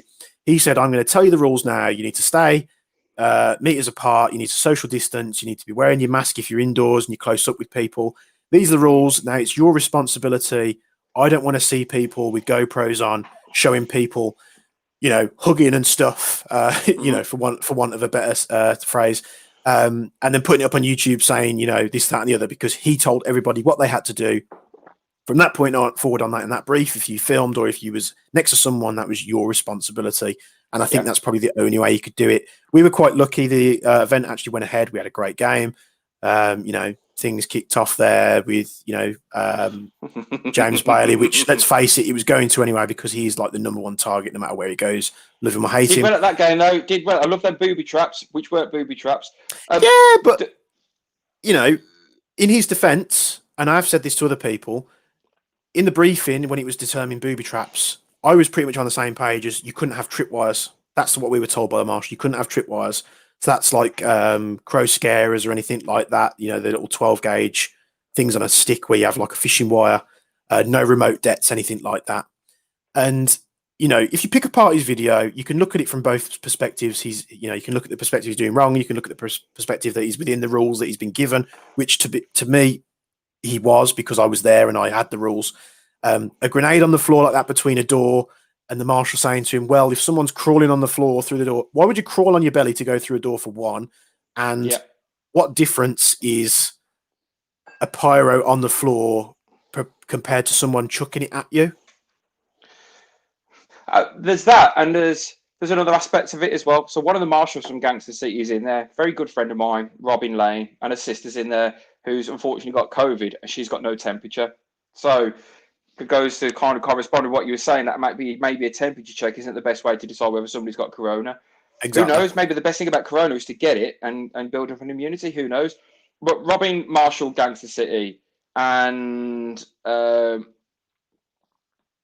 think there's only so much liability that a site can take, and only so much responsibility it can take. I think, to be fair, the way they ran it and the way that they ran that event with the amount of people that they did, and the amount of effort that they put in, it was a great event. We loved it. There was bickering like all over the place on every single team. I mean, I must have heard like 100 rumors about James Bailey that weekend. 99% of which were untrue. People just making shit up, and I'd literally watch people make stuff up as well. But that being aside, they ran a great event. It was a very difficult event to run. We're in weird times. We're in new territory. No one's ever done this before. To me, I think some of the rules weren't quite as clear as what they needed to be, or it was either that or the marshals were interpreting the rules a different way. So when you asked a question, you asked one marshal literally, because we had a thing where we were being shot at by a group that was shooting through a hole in a window like that, and we said, "Look, if you can't fit your head through it, can you shoot through it?" The marshal was like, "No, you can't do that. You have to be able to fit your head through it." Right, fair enough. We're getting, the guys were like, "We're getting shot from over there. The hole's like this big in the window. They're sticking the gun barrel through it." To which then another marshal went and checked it and said it was fine. Mm-hmm. So straight away, the two marshals have like contradicted each other. So we honestly, we didn't care what the rules were. We just wanted clarity. So anytime you ask a question, it's like, yes, no, this is how it is. And we're all singing off the same hymn sheet. In any fairness of anybody that's running a business right now in COVID, whether it's a retail business, an airsoft business, or whatever, you've all of a sudden you've asked people that were once marshals observing a few basic health and safety rules to now extend their portfolio of knowledge 4 times. So you've got to think about basic health and safety to do with an airsoft site, COVID, and the game itself. So unless you're paying somebody £22 an hour who has got the facility to like risk assess every single fucking 10 minutes that are going on, it's probably likened to what it's like to work on an oil rig. Do you know what I mean? It's like it's an airsoft site, not an oil rig. This comment here, it was actually in the main rules that everyone got that booby traps were not allowed. Now, correct me if I'm wrong, but when he was setting those booby traps in that building, he was with a player marshal that was on his team. So surely they knew what he was doing. Secondly, I think one part was where the marshal came in. He's like, "Oh, Jake, they're not happy with you. They're not happy with dying. They're moaning again." And it's like, well, if you was a marshal, you'd walk in and go, "Look, you can't do that." And then it was, you get further on the video. Like I say, I'm not going to take an opinion here or there, but he said, "Right, okay, I won't do that anymore. I won't set any more booby traps." Blah blah blah. He comes back in to shoot them. Meanwhile, they're triggering booby traps that he'd already left there like 10 minutes ago. Well, you know what? Maybe this will add to a bit of controversy. Maybe that's just fucking players bitching that they're getting the fucking ass handed to them by one man. Because when you actually look at it, that's the first day I've ever looked at Kicking Mustang and gone, do you know what? You fucking G. Because you actually played that game and rinsed them. I didn't hear him gassing off at him. He just did the fucking job. He had a good laugh. He played the game. He was a bit ballsy. And he just put some fucking grenades on the floor. And if he'd have thrown a grenade, it would have been more dangerous than leaving it on the fucking floor. So I think that's actually... I could fully understand because he walked in and he was like, we've heard reports that someone's putting TRMRs on top of the door frames. Now that to me is dangerous. That was bullshit. That was bullshit. Complete bullshit. So that was completely made up. So he's exactly, and who made it up? Was it the police? Was it the police team? And you know what? I'm going to say something. I don't give a shit. I'm not going to name any names, but you know what? If you're going to dress up all full Milsim to fuck, and because it's not going your way, you're going to start crying. That's atypical of fucking Milsim players. When Op4 are handing their ass to him, so you got Op4 with a guy that normally hit you with a sniper rifle, running around with a submachine gun, and he's just fucking volleyed your whole team. Yeah. Stop eating fucking donuts all the time and get with the fucking program. You know what I mean? And then he turned around in the video. He turned around and says, "Why are they all bunched up like a fucking bunch of morons?" And he clattered them all at distance with an SMG. And I'm like, the Kicking Mustang on this occasion is not the fucking problem. The problem is that you've got a load of guys that have dressed up, waiting to go trick and treating, and have got no fucking sweets. Yeah, that's what it was. I was hearing bullshit literally before the game had even been called, and people were saying, "Oh, I'm going to go hunt down Mustang and light him up on full auto in the face and this, that, and the other." And it's like, dude, calm down. You know what I mean? We're not here for that bullshit. We're just here to have a good time. I couldn't care who he is. At the end of the day, if he's an airsofter, if he's a YouTuber, whatever, I'm just going to play the game within the rules that we've got, to within the brief that we've had, and I'm gonna try and enjoy myself. And it was just like constantly his name was brought up, and it was like I actually ended up turning around some of the people that we were there within the group. They were there with us, and I said, guys, stop it. I don't give a shit. You're literally making this event about something negative rather than looking at what's going on around you and realizing that we're having an awesome event and we're going to love it and we're going to carry on. And it was like early Saturday morning when this stuff started happening. So, but do you think this is actually just like being in a restaurant where you like? I know Paul and West Midlands Airsoft and Gangster City's got a great reputation. So in actual fact, if anybody's got anything negative to say about it, it's probably because they've not experienced it at its peak of where it's good. And so when I look at that game, it was like, okay, you've got an airsofter there who on this occasion is fucking Kiki Mustang, really getting into the game, not holding back, not chin stroking, and has got right into it. And what you've got is a load. If you look at it from his videos, what you've got is a load of people that weren't playing the role of a structured police team. They were like henchmen in a Bad Boys movie that deserved to get shot because they're doing fuck all. So I'm going to backtrack on ATB. I think this could come up on your screen.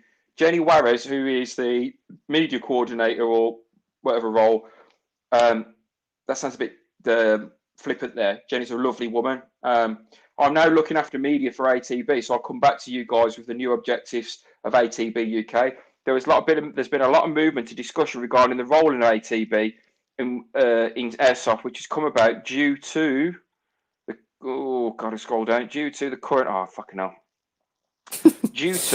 current COVID situation. We ain't going away. The recent video calls have been positive, and the individuals involved want to improve, grow, and protect the hobby. I would like to address the concerns about the impartiality and monopolisation of the industry due to course. I wouldn't want to be part of a group which didn't have the best interests of Airsoft. And ATB will be working to the benefit of everyone in Airsoft. Funnily enough, we've been talking about the new Kicking Mustang video, and he's actually graced us with his appearance. If you are, honestly, James, I'm being completely genuine now. Defund the police! I'm being completely genuine now. I would love to see you come on a live stream like this and actively be able to defend yourself rather than people bashing away on the keyboards and the comments and giving their two pence in. Because I think you can represent yourself a lot and you can learn a lot about somebody by talking to them like we have. Because I don't think we were ever as chatty as we were until we started doing live streams. Because you start getting in with the people that you're talking to, and it's a lot easier.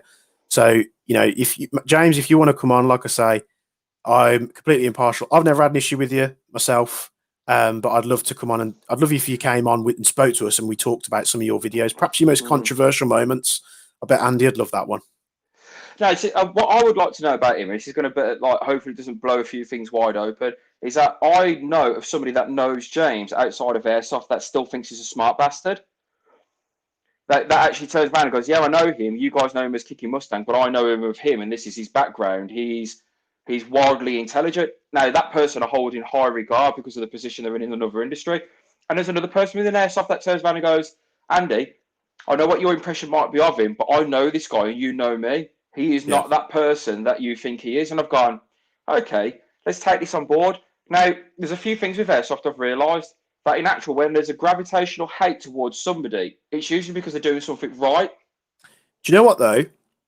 Before, obviously, James started doing a lot of videos and he does sniper videos and ghillie suit stuff, who was the #1 hated person on YouTube in Airsoft in the UK? Oh, what was his name? No, Matt the Musketeer, was it? Nail on the head straight away, Matt the Musketeer. He started off the same way, and I don't know who the guy was. I never met him, so I honestly couldn't say either or. This is not a Matt the Musketeer bashing, but he was very much the same way. As soon as you put yourself in that sort of limelight, you're going to have people that don't agree with you. You're going to have people that don't want you there. So instantly you're going to get a lot of hate no matter what you do. Like I said, he turned up to that event and I was hearing the hate before the game had even been called. Bloody hell, give this guy a chance to shoot. Then if someone does something, if someone's being a dickhead, then you call them out and stuff, don't you? But you don't commit someone of a crime before they've done it. It's in, the Minority Report. The thing is, though, his mindset about the game is actually probably more in keeping. And I don't want to drift onto him right now, but his mindset about the game is actually more in keeping with how it's played in the rest of the world, and that it's the UK airsoft community that doesn't get him. Which is a great transition to the next thing I want to show you anyway. So, Painsoft. So, Painsoft, it's called many different things. You know, it's basically playing a game where you just go absolute ham on each other, and this would not last in the UK very long with the players over here. Is this number 4? Is this number 4? This is number 3. This is number 3. Number 3. Number 3 of Airsoft Fuckeries of October. Coming So right up. let's just roll the clip real quick and we'll see what we're looking at. So we'll take a quick look at this video. I heard you say hit, that's why I came over here. He dead.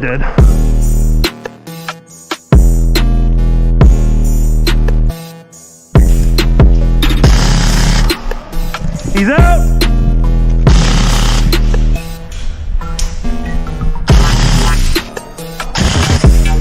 Clear!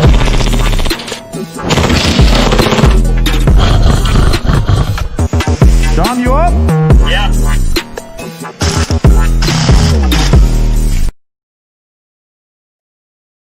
What the fuck was that all about? Andy, your audio's gone. Andy, your audio's gone. Oh, he's gone again. But guys in the comments, what do you feel looking at that video? That to me is some pretty hardcore shit and would not happen here in the UK whatsoever. Looking into this video a little bit more, you know, you look at it, you know, it's got the Evike sponsor in there. I think this guy's called Airsoft Dude Ski.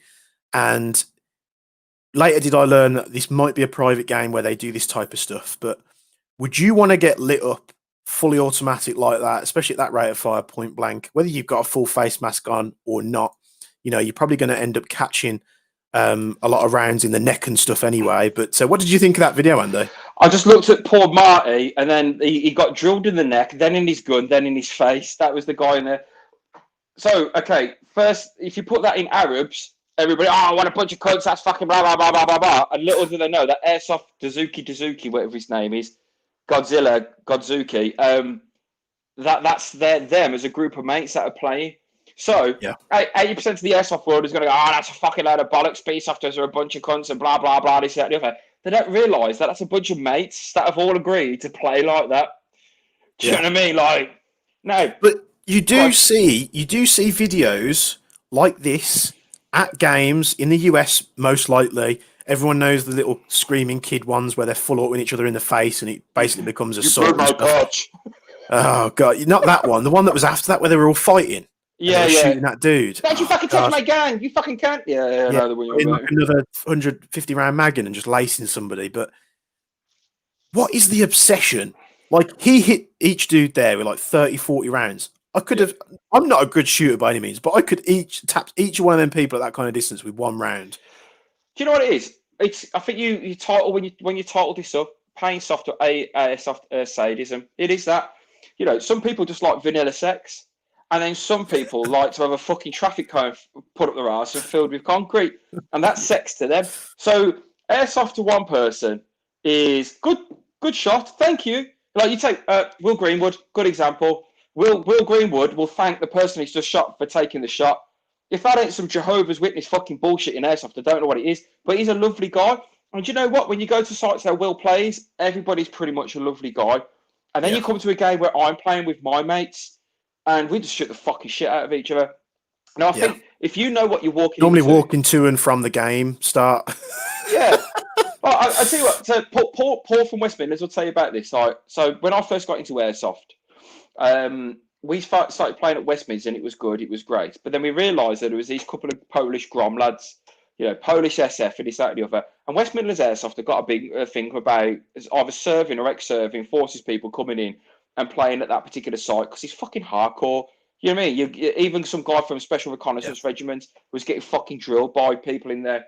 And that's what he was laughing about it because he was like, you know what, when it comes down to it, if I'm doing this job for real and I've just been drilled by some kid who's 14, I could be in Syria and drilled by the same kid who's 14, who's probably going to meet 74 virgins after he's just fucking destroyed this guy. So when we played at Westminster, there were two distinct games. There was these great games where it was all lovey-dovey, everybody was having a laugh, people were great to be getting in front on getting Joe from 6 Mils kit on and getting into it, and this is great because it's really dark. And then we played with the Polish Grom. Me and my mate Pete played against these 4 Polish Special Forces guys in pitch black, and they fucking drilled us. And each and every time we shot them, they'd still keep shooting us. And we didn't mind because we understood the mindset, which was what happens when the game resets. Those Polish guys are going to go, well, we know we got shot, but our job is to keep shooting no matter what.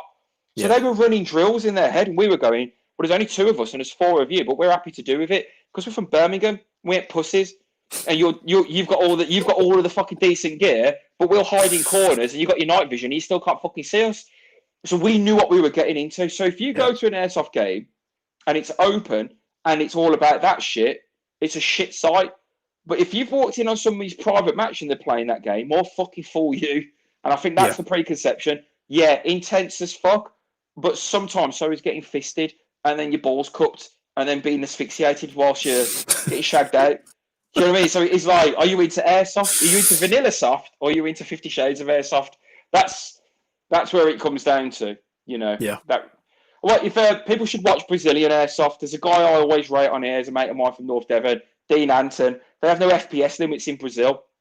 You go to some places in Czechoslovakia, no FPS limits. You go to some games in Russia, they're using fucking steel BBs. Right? There are people playing this at a level that you wouldn't even conceive as being logical, and that's what they do for fun. Mate, in the UK, if we were using Nerf guns, people would still moan because they've had the drop on them. It's just like when you play a video game like Call of Duty, the people that are losing always moaning, giving the abuse, blah, blah, blah, blah. You know what I mean? So it's you could do anything. I mean, we should be happy because, I mean, I think they were trying to get airsoft legalized in Australia, weren't they? And that Which kind of fell through now. It's legal in New Zealand, but it's not legal in Australia. So I bet all the Kiwis are like, "Wait." From what I understand now, that's fell through. Yeah. And the gel blasters, which were their go-to because they couldn't airsoft, now they've been classified as a firearm. So you have to have a firearms license for a gel blaster. Truth, mate. Fucking hell. Meanwhile, the Russians are shooting each other with bloody lead pellets. You know, so the thing is, though, right?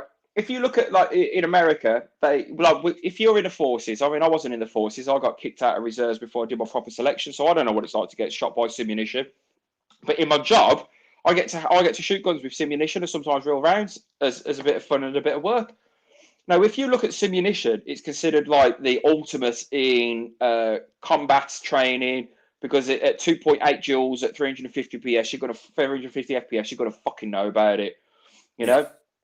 And I think there's a guy called I'm trying to think. It was Anthony Gregory. He used to run a shop and a site and all that stuff, and now he does drills with the armed forces. He plays Op4 when they're doing exercises. Now, if you look at the States, there is a huge market in Las Vegas where you as a punter could walk off to the street, put some face pro on, and you get to shoot simunition at each other. And people are wearing do hand-to-hand combat as well. Hand-to-hand combat. It's like MMA with simunition. Yeah, exactly. So you have to then measure that up against somebody who's turn around and say, "Oh my God, I can't believe you hit me at 355 FPS rather than 350 FPS with a 0.2 at 1.14 joules instead of 1.1 joules or whatever the fuck it is." There's a margin here where we have to look at ourselves as an airsoft community and go, are we pussies or are we legitimately trying to look after the safety and well-being of our fellow airsoft players?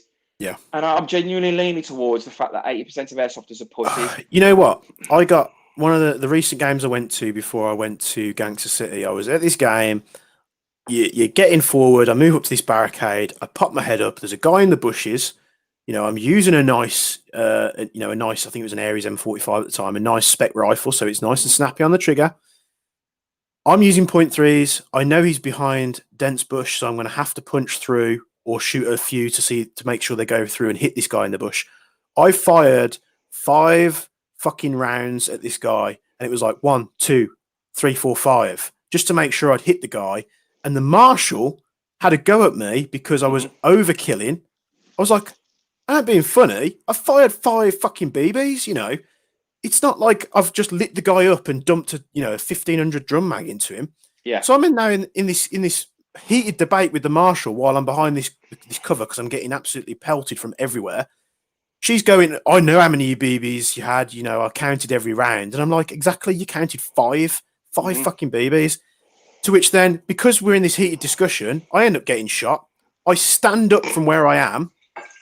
The geezer that I was firing at fires out of the bush full auto at like 25 rounds a second. It goes, brrr. I get lit up with like 50, 75 rounds. And the marshal goes, haha, good one. What? Here's the thing. This is going to digress, but it's relative to what you're saying. One of the reasons, the only reason why I didn't go to Gangster was because of the extra 2 hours on my travel distance going from North Devon up to Gainsborough, wherever it was. If it had been done at Swinnerton, it would have been better because I could have stopped him in Tamworth in another house. But I knew that my tribe was there. The people that I like, the people that I've met in Airsoft were there. And if they were buying into this game, I was gonna really enjoy it.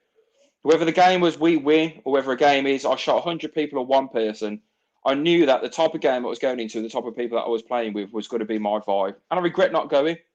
The problem is with Airsoft is people aren't respecting Airsoft like it would be as if you're walking into a pub. You can walk in to your own local pub and know everybody there, know the tone, know the rules of the pool table, know how to get on the fucking darts, know whose turn it is to play on the jukebox, know who to buy a drink for, who know to call a cunt and who not to call a cunt.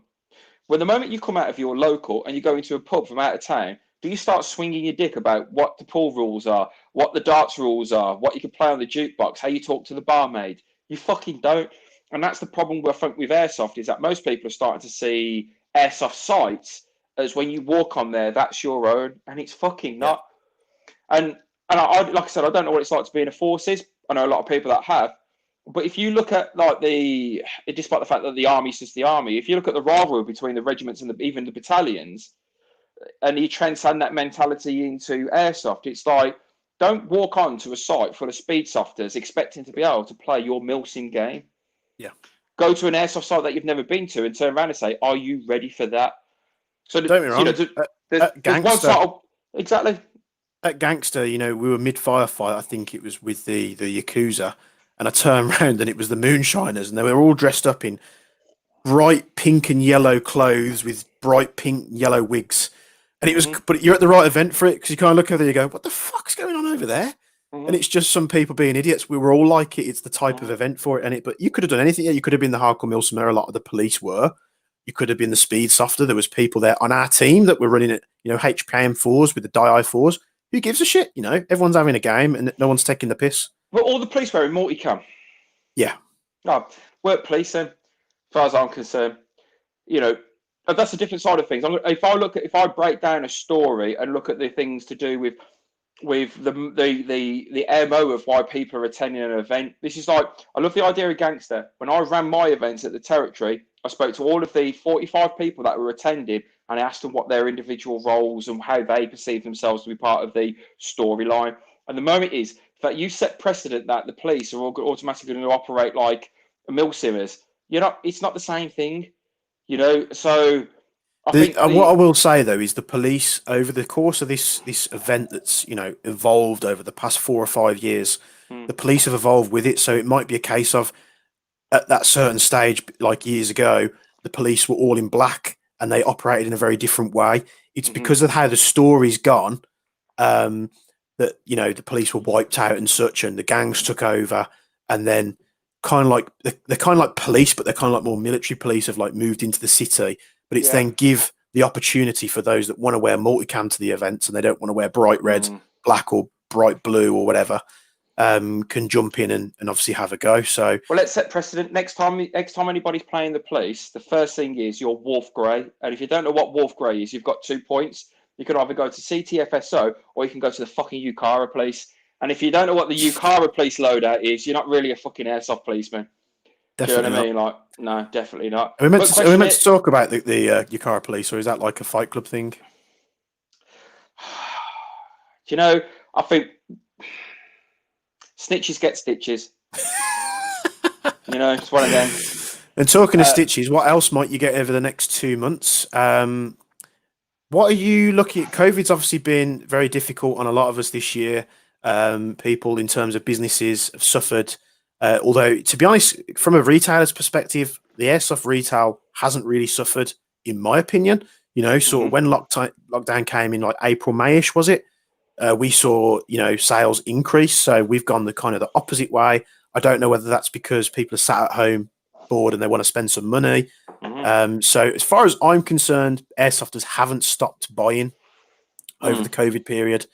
You have your dips and your peaks and your valleys and stuff in your sales and bits and pieces like that. But has COVID had an impact on you and what you would spend on airsoft over the past 6 months? Yeah. I'll tell you what I brought.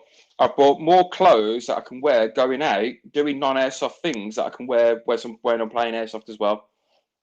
So it's no secret. I live on a military base. I'm not going to say exactly where it is. That's my own personal thing, but I will live on a military base. So me wearing a Gen 2 Arc'teryx leaf jacket in multicam and not being in the forces makes me look like a fucking Walt. However, me wearing an Arc'teryx leaf Gen 2 in a colour which isn't multicam makes me look like an expensive wanker walker. So I've looked at stuff and gone, how can I demilitarise myself and buy military grade equipment and pacify it as something I'm going to go using walking down the beach or walking up the moors or doing half of the fan dance. So what it's done is maybe go, how can I budget and buy stuff for both airsoft and civilian life? So that's what I've done. I've spent money on fucking Arc'teryx bullshit that I'll probably only ever wore once. The other thing was, it made me want to stock up on consumables. So batteries, BBs, all the things that I take for granted. And I took the time, and this might be a bit of a lesson for some people. I took the time to give my gun to Guntex to get my gun sorted out in a time frame that wasn't pressurized for me or them. So Backcountry Airsoft, Backcountry Workshop. Normally, if I give them a gun to get a Kydex holster molded with a particular setup, it's 2 or 3 weeks. On this occasion, with my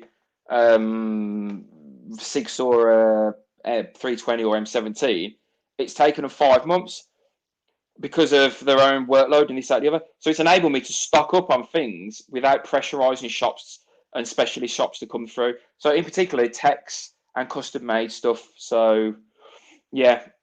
And also, it stopped me buying things that I didn't need as well, because I've gone, I will need that when I start playing, and I could do with that when I'm not playing. Yeah. So, but I think that's slightly different for me. I think, I'm an airsofter. I was an airsofter long before I was an airsoft retail. I think when it's one of those things, I haven't took any time off, up until recently. It's been that thing where COVID happened, everyone locked down, no one was traveling. I absolutely loved it because all the motorways were clear, all the roads were clear. It was dead easy and nice and calming to do the usual commute. Obviously, the sales were good. I was buying stuff as well because we were getting ready for Gangster coming up in September. So lockdown happened. We were still getting stuff ready. People were building nice, expensive guns. It's what we do. It's what we love. Most of us probably spend more time putting gear, loadouts, and guns together than actually attend the events. So we haven't seen airsoft dip off in COVID so far. But moving in now towards Christmas, are we going to see that it's a bit of an issue because you've got more that you have to buy for? If you've got kids, you're having to buy things for them. If you've got relatives, buy things for them. Will it eat into your airsoft budget? Or are you asking your other halves or your parents or something to get you some nice Gucci gear this Christmas? If you are, let us know in the comments what it is. It's a good point, that is. Daniel Shears has raised up a good point in Arabs. A little backstory between Daniel Shears. He was another one of somebody that I shit talk on Arabs and made an example of him, and then brought him on to an Arabs, and he made me look like a cunt on my own page. Turns out he's a really nice guy, and he does great military reviews on his own broadcast. He reviews military equipment from a perspective of using it on airsoft. And I'd like to meet the guy. He sounds like somebody where I've got something in common, where he's a twat and I'm a twat. Anyway, military grade gear in block colours is great, works great in the real world, but also works great in most airsoft games. And that's something I would love to see in airsoft. Like, I think this isn't, when I talk, I only talk about 5 or 6 sites, so I don't want to seem like I'm fucking promoting Cornwall or West Midlands. But West Midlands is doing a purge game, which basically means you should be going there in your civvies. Yeah. And then you're not going to know who the fuck's the op for. Apocalypse style loadouts, love it. stuff like that. Exactly. So for me, so what is that going to be? Is that going to be like an every man for himself kind of every deal? man for himself, and you collect coins off people when you've killed them, and who's got the most amount of coins. And there's a few kinks in the rules. Can you go round as a gang? Fuck knows, but you should be able to. This is what my Airsoft Airsoft gangs, aren't they? This is what my Airsoft site was about. It was called the Territory, and it was you could make up your own rules as you go along, and it fucked people's heads up right. But the point is, you can buy nice gear that you can walk. You can go for country walks. You can do the fan dance. In fact, do you know what? Arc'teryx, going back to dog shit Airsoft, Arc'teryx is a big roadman brand now. What Arc'teryx used to be is like for rock climbers. And then Aaron Cross in the Bourne Legacy was wearing a full Arc'teryx outfit when he was in his couple of scenes in the movie. And obviously everybody knows Arc'teryx from the Gucci stuff that you get with SF and its military issue in the States. Now, Arc'teryx, because Drake was wearing some Arc'teryx has now surpassed North Face. So when you go on the Arc'teryx groups, it's a load of kids that are never going to do any fucking walking other than to the number 11 bus to get them from Selly Oak to Harbour to pick up a draw. Yeah. And they're fully done it. Y'all got the Arc'teryx. Although that was, I mean, I used to know someone that ran his own clothing brand, and he was saying, you know, you can run a clothing brand for so long and be so unsuccessful, and you got like these certain companies that just so happens that, you know, like David Beckham or someone was wearing their T-shirt and they got snapped in a T-shirt, and that brand was just like, poof. He said, if I could go and put, you know, a piece of clothing on and a celebrity, it will boost the brand up, and you know, we're a very rich man. I don't think it happened like that for him, but you know, he's a very switched on guy. So, you know, COVID. What are you buying? You're the person that can get all the cheap stuff because you obviously get it at trade or wholesale. Fuck what I'm buying. What are you buying for Christmas? I don't have as much disposable income as you would probably think. So we don't. But I am very fortunate, you know, to be in like the retail trade and stuff like that. I find that the longer that you do this kind of hobby, you tend to upgrade your gear and go for, you know, higher end stuff. For the Gang City event, I built myself a nice MTR 16, which was a gas blowback Tokimori M4, basically. Oh, is that the one they're using .4s to get the 80-90 meter range? Yeah, you'd have seen it on the YouTube channel. We were smacking targets at 80 odd meters away with a .4 on a bog standard, pretty much Tokimori gas blowback rifle. You know, all that we'd done was extended the inner barrel because the MTR has a really long barrel, but it comes with a really short inner barrel to bump the FPS up to about 400. And then it was locked to semi just to make sure that it couldn't shoot full auto, and that was mechanically locked. So it's very easy on a gas blowback. So we built one of them. It was a nice geyser build. We did a couple of them. We ran them at the, to be honest, the only gas blowback that I've ever bought that's been worth its money. I've had a couple in the past, but we ran like 3 or 4 MWSs on our little tight-knit group at Gangster. We had an absolute blast of them. And to be honest, if I was going to buy another gun, I would probably get another MWS gas blowback. Oh, don't say that. I've been converted to HPA now for a year and a half. See, I was talking to Josh earlier, and you know, he was like, "Oh," he said to me before you came on. Actually, he said, "Oh, you're not into the whole HPA thing, are you?" And I was like, "Not into the whole HPA thing. I've got like a dedicated series on the YouTube channel where we spec'd up this MP7 and it ended up going HPA.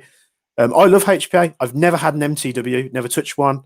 I've seen them in game. I know how HPA, the benefits of HPA. So you make it very quiet, they're very consistent. That's this, that, and the other.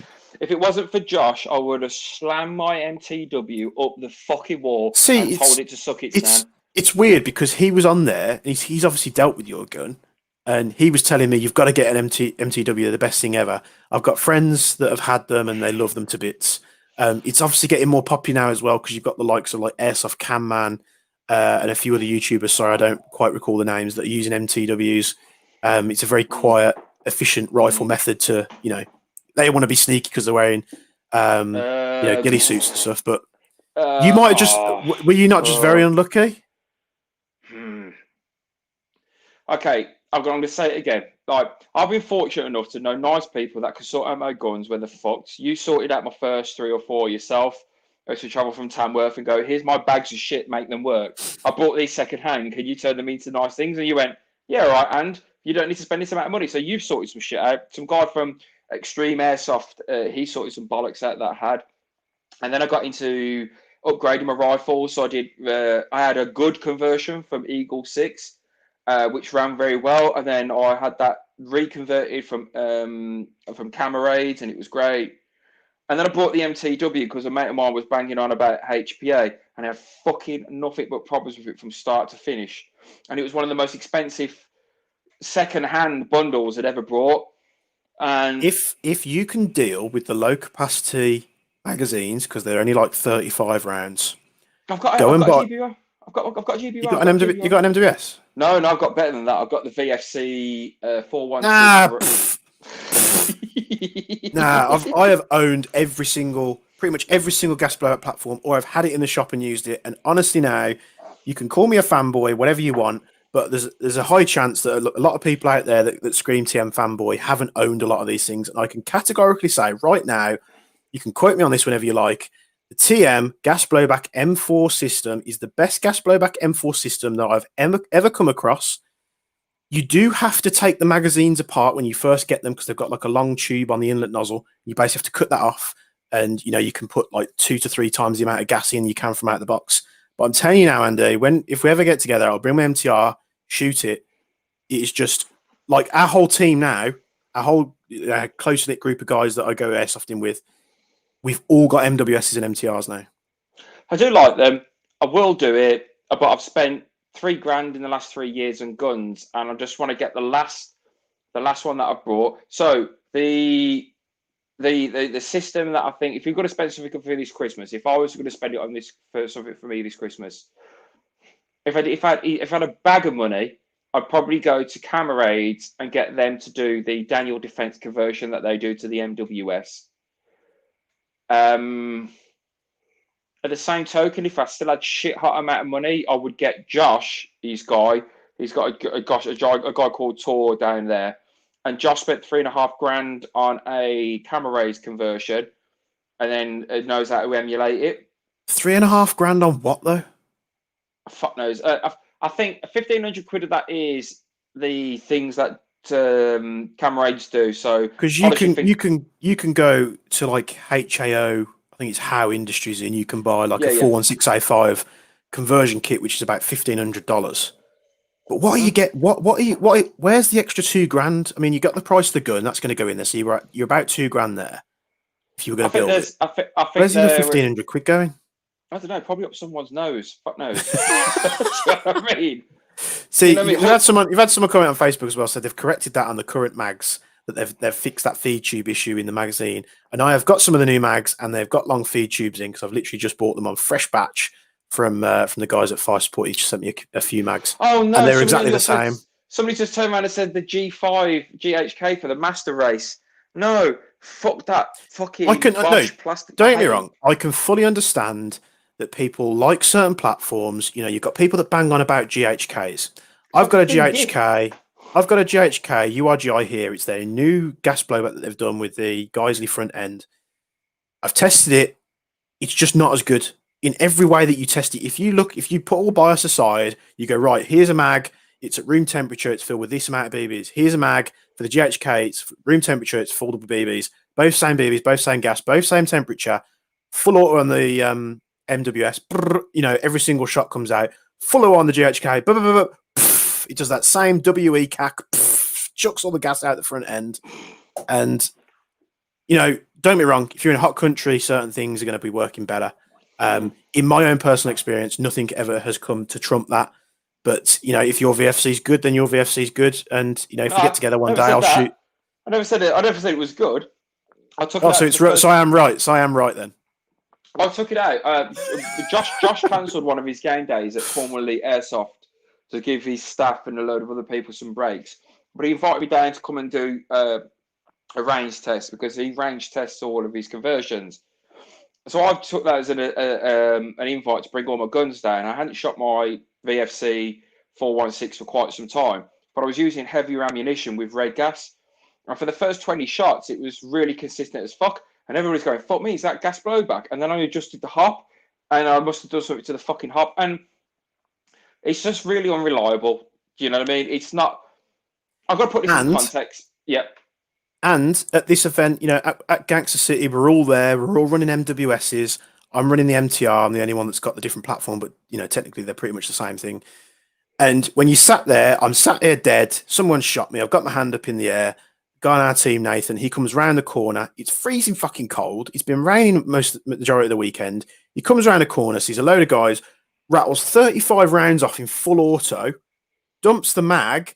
Then a vehicle pulls up with a load of more guys up. They all jump out the back of the pickup truck. He gets another mag straight in, racks the bolt, dumps another mag on full auto. I have never seen another gas blowout platform on any brand perform like that. Cycle that. Maybe an MP9 or something like that, an SMG. But yeah, we had so much fun with them, and we liked the fact that, I mean, don't be wrong, some skirmish games you go to, you're not going to be able to cope with 35 rounds in a magazine. You give me buyer's remorse now that I haven't brought a fucking GBBR. So what we say then for Chris? Someone said here as well, Marui now make a Daniel Defense MWS. Yes, they do, and they've literally just announced, because I saw it today, they've done a URGI. So that is the GHK one that's got the Geissele front end on. They've done that as well, so they're probably going to be bringing that out very soon. I've seen some snapshots of it. Quick shout out here. Shout out to Adam Yudovic, who's my GBBR brother. He's recently surviving after a fucking really bad accident. He loves GBBR to bits. He builds his own fucking shit, and he's Gaspar Black till he dies. Maybe that's the next thing. So let's ask people on here, what is going to be your Christmas fucking purchase? What do you want? Black Friday, Black Christmas. What's going to be your Black Christmas purchase? What are you going to buy on Black Friday or Christmas that's going to rot your fucking bank? And going on to the Black Friday thing, is Black Friday an absolute rip-off? Does it need to be abolished? Do you look at an airsoft retailer now doing Black Friday? We do Black Friday stuff. It'd be stupid not to at the moment.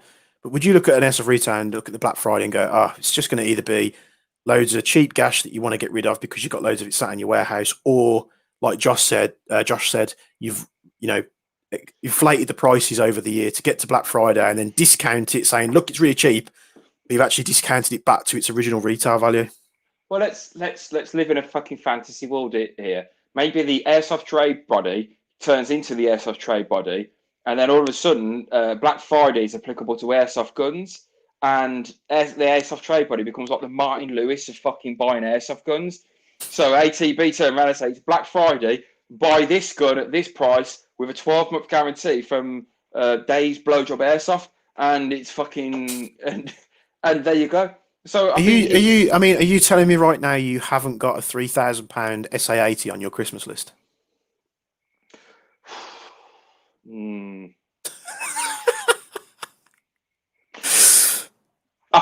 Having never completed my selection, I don't know what it's like to actually operate a proper SA80 other than being on the Heckler and Koch stand at DSCI.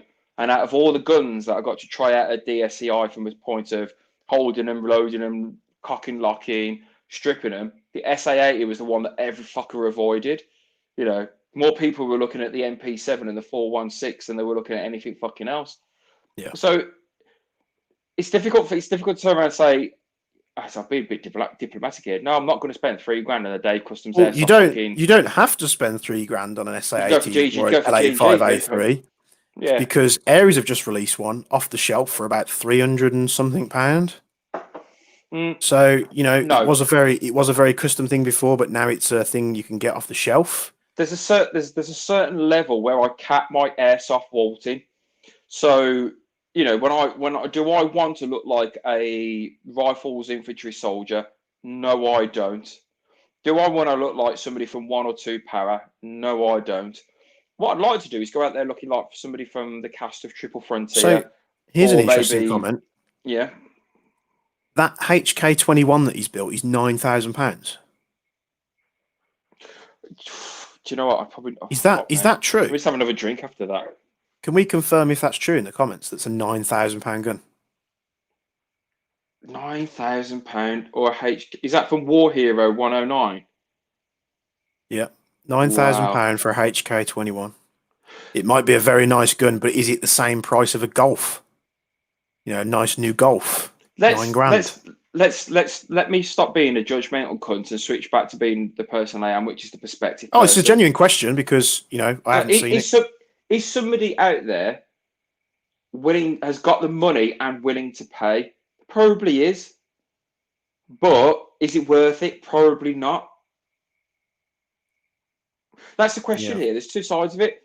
There's the person And- who's got the money and willing enough to pay for it, and then there's the question mark of somebody that knows whether it's worth it. I was under the assumption that if, let's say, he's charging however much going he's. down all right, actually. No, look at that. Okay. When I I'm first actually opened doing it, all right. I haven't had a drink tonight at all. I've been cold turkey. So, but let's say that gun is X amount of money. It's expensive in anyone's mind.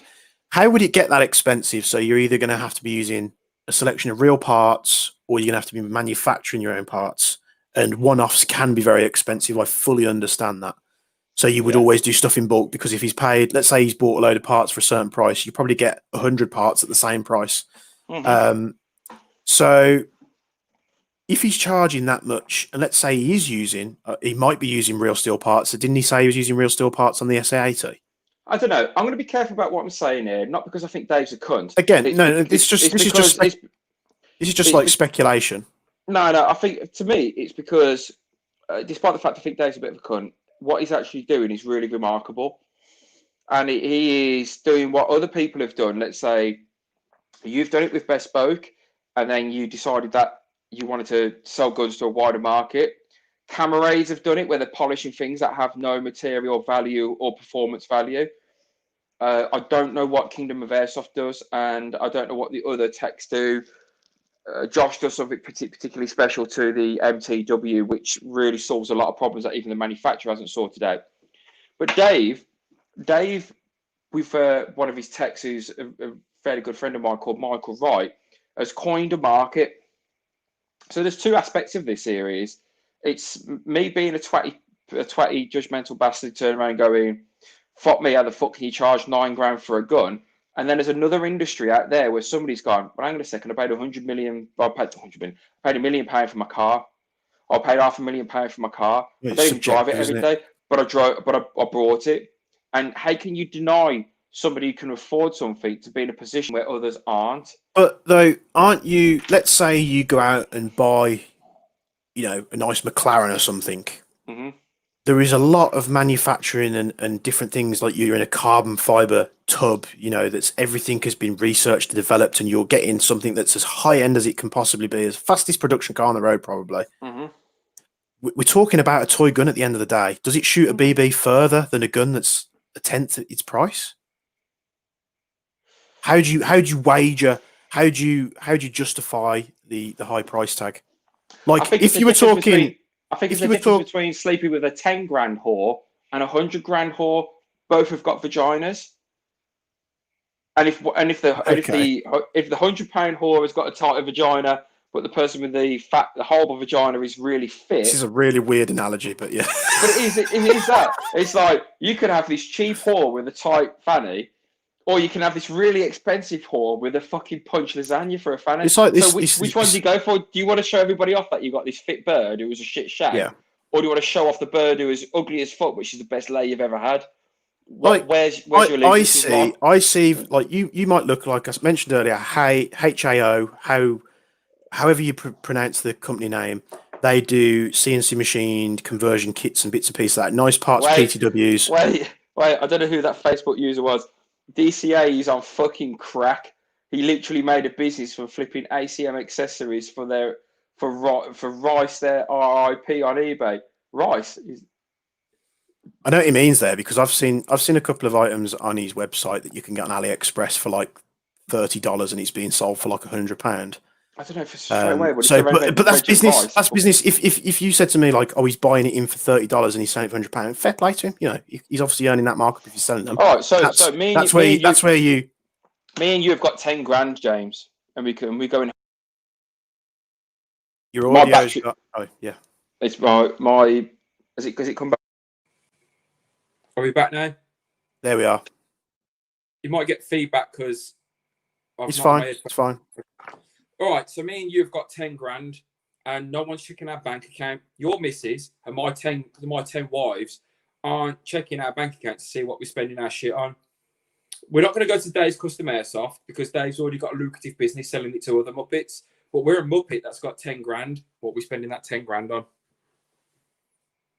But you spend that kind of money. I'd spend now, One being gun. the position I am. One gun. I'd spend $10,000 on one gun. Mm. Brewster's Millions. It's Brewster's Airsoft. You got 10 grand. You can only spend it on one gun. You got 24 hours. You can't wait for it to be built. You do it right now. I'd have like 10 or 12 MWSs. One gun. Yeah, but you couldn't spend the 10 grand on his one gun. You still have £1,000 left over. I think I would probably go camera raids, night vision, this is that, the proper PEQ. That's not one gun. That's night vision as well. You didn't specify. On the gun, on the optics. You could spend more on you could spend that on the optics. What you could do, you could con that and spend $3 grand on the gun and $7 grand on the optics. There you go. That's the way to do it. Yeah, do that then. I'll buy an MWS for 500 quid, and then I'll put 10 grand's worth of night vision on it. Sorted. That new fancy thermal that they had, where it was a red dot and then the thermal overlaid in the red dot. I'd have one of them on it as well. There you go. There you go. But realistically, no one's going to spend that kind of money on an airsoft gun. Not yet. Unless we started getting a lot of really rich sheiks, is it? Sheiks from the Arab Emirates over, and they've just got money to spend on anything because they do like to. This just in from I'm going to blow the source actually. Daniel Owen on my private. This is what happens on my Arabs. People send me messages. Daniel Owens has sent me a message. It is £8,999.99 for the DCA HK11 HK21 LMG. 9 grand. How much markup do you reckon's in that? I would go as far as to say that 60% of that is probably for man hours for him and Mike having to do the bullshit. So let me not be Andy from Arabs for a second and give Dave and Mike some credit where it's due. Mike rather than Dave.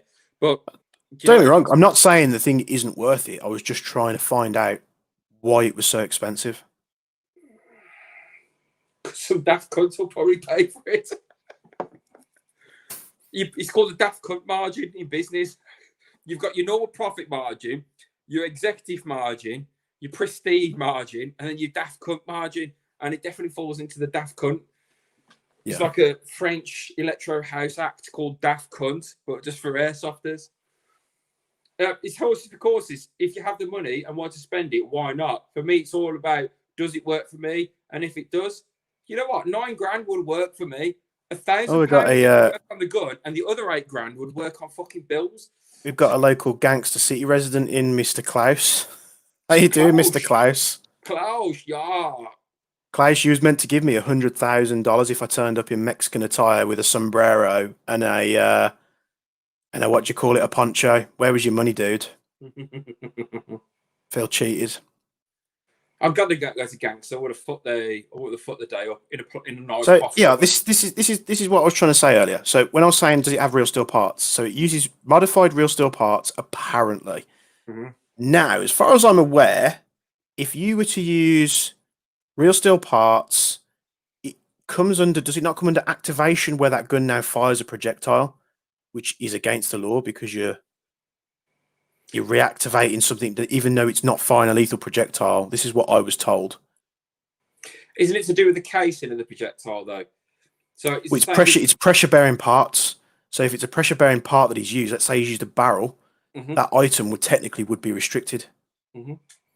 And the laws massively changed on firearms over here. I know a lot of component parts and stuff now all have to have the same serial number on.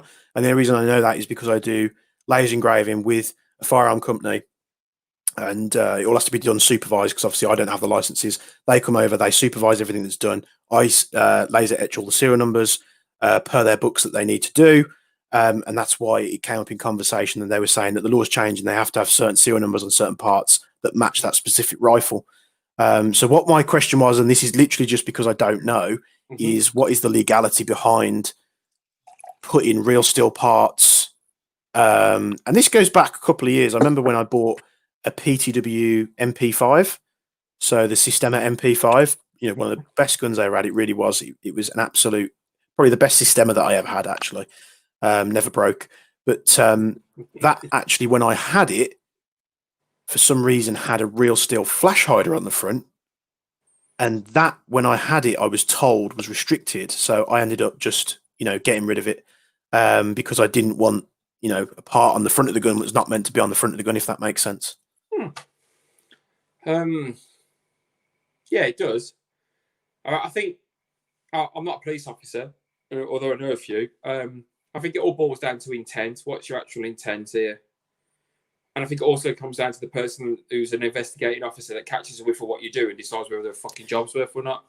I would happily, if they've made an absolute piece of art, and they could say, oh, this is what we've done, this is how much it's cost, and this is why it's so expensive, then fair fucking play. Because if someone's got that kind of money and that's literally how much it costs, like I don't go to BMW and say, well, I'm not happy with how much you're charging for your 3 Series because I don't think it's worth it. Do you? You can very much tell that car is worth more than, say, like a Ford Fiesta. I'm not saying there's anything wrong with a Ford Fiesta, but in comparison, you can tell where the extra money goes. So it'd be nice to hear off him, even if he just sent us a message just saying, guys, this is what I've put into it and this is what things cost. Because it'd be quite interesting. I'm actually curious to know what he's put in there and how much it's cost. I think the reason why they're doing it is because it's a British retailer doing a British conversion on a German good. I think it's just Dave being Dave.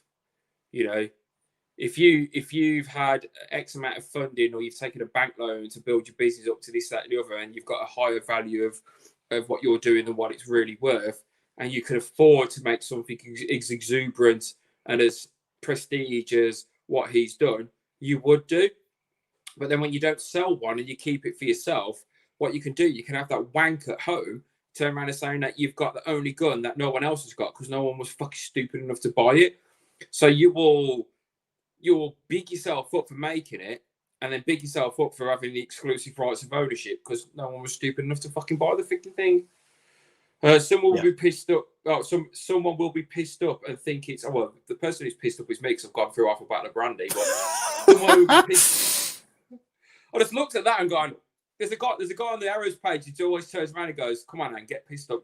You're so fun when you're on the piss and on the arrows. It's like, that was during fucking lockdown, mate. For the first 2 months of lockdown, I was just fucking slaughtered every night. But Nick Tate, if you're watching, there you go. That started off as a full bottle of brandy and now we're working our way through. That's the Cavoursier. It's the Cavoursier VSOP because at Tesco's they don't do anything better. And the Remy Martin, I'm not too keen on. But I did do the Cavoursier Black a couple of weeks ago, and it was fucking lovely.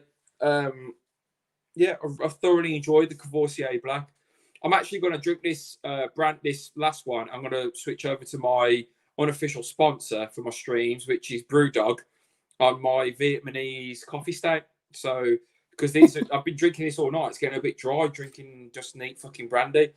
This is the largest and most difficult project I've ever taken by DCI. Oh, somebody's gone. Oh, it's gone. Back. Oh, is it? Have I just clicked it off? Click it back on. I'm watching it on Arabs, which has got a 15-second delay. But yours, This is the largest, most difficult project I've ever taken by DCI. Total production cost of 6,000 in parts. Hang on a second. Is War Hero 109 actually Dave? I don't think so. I don't think so. It could be Dave in secret.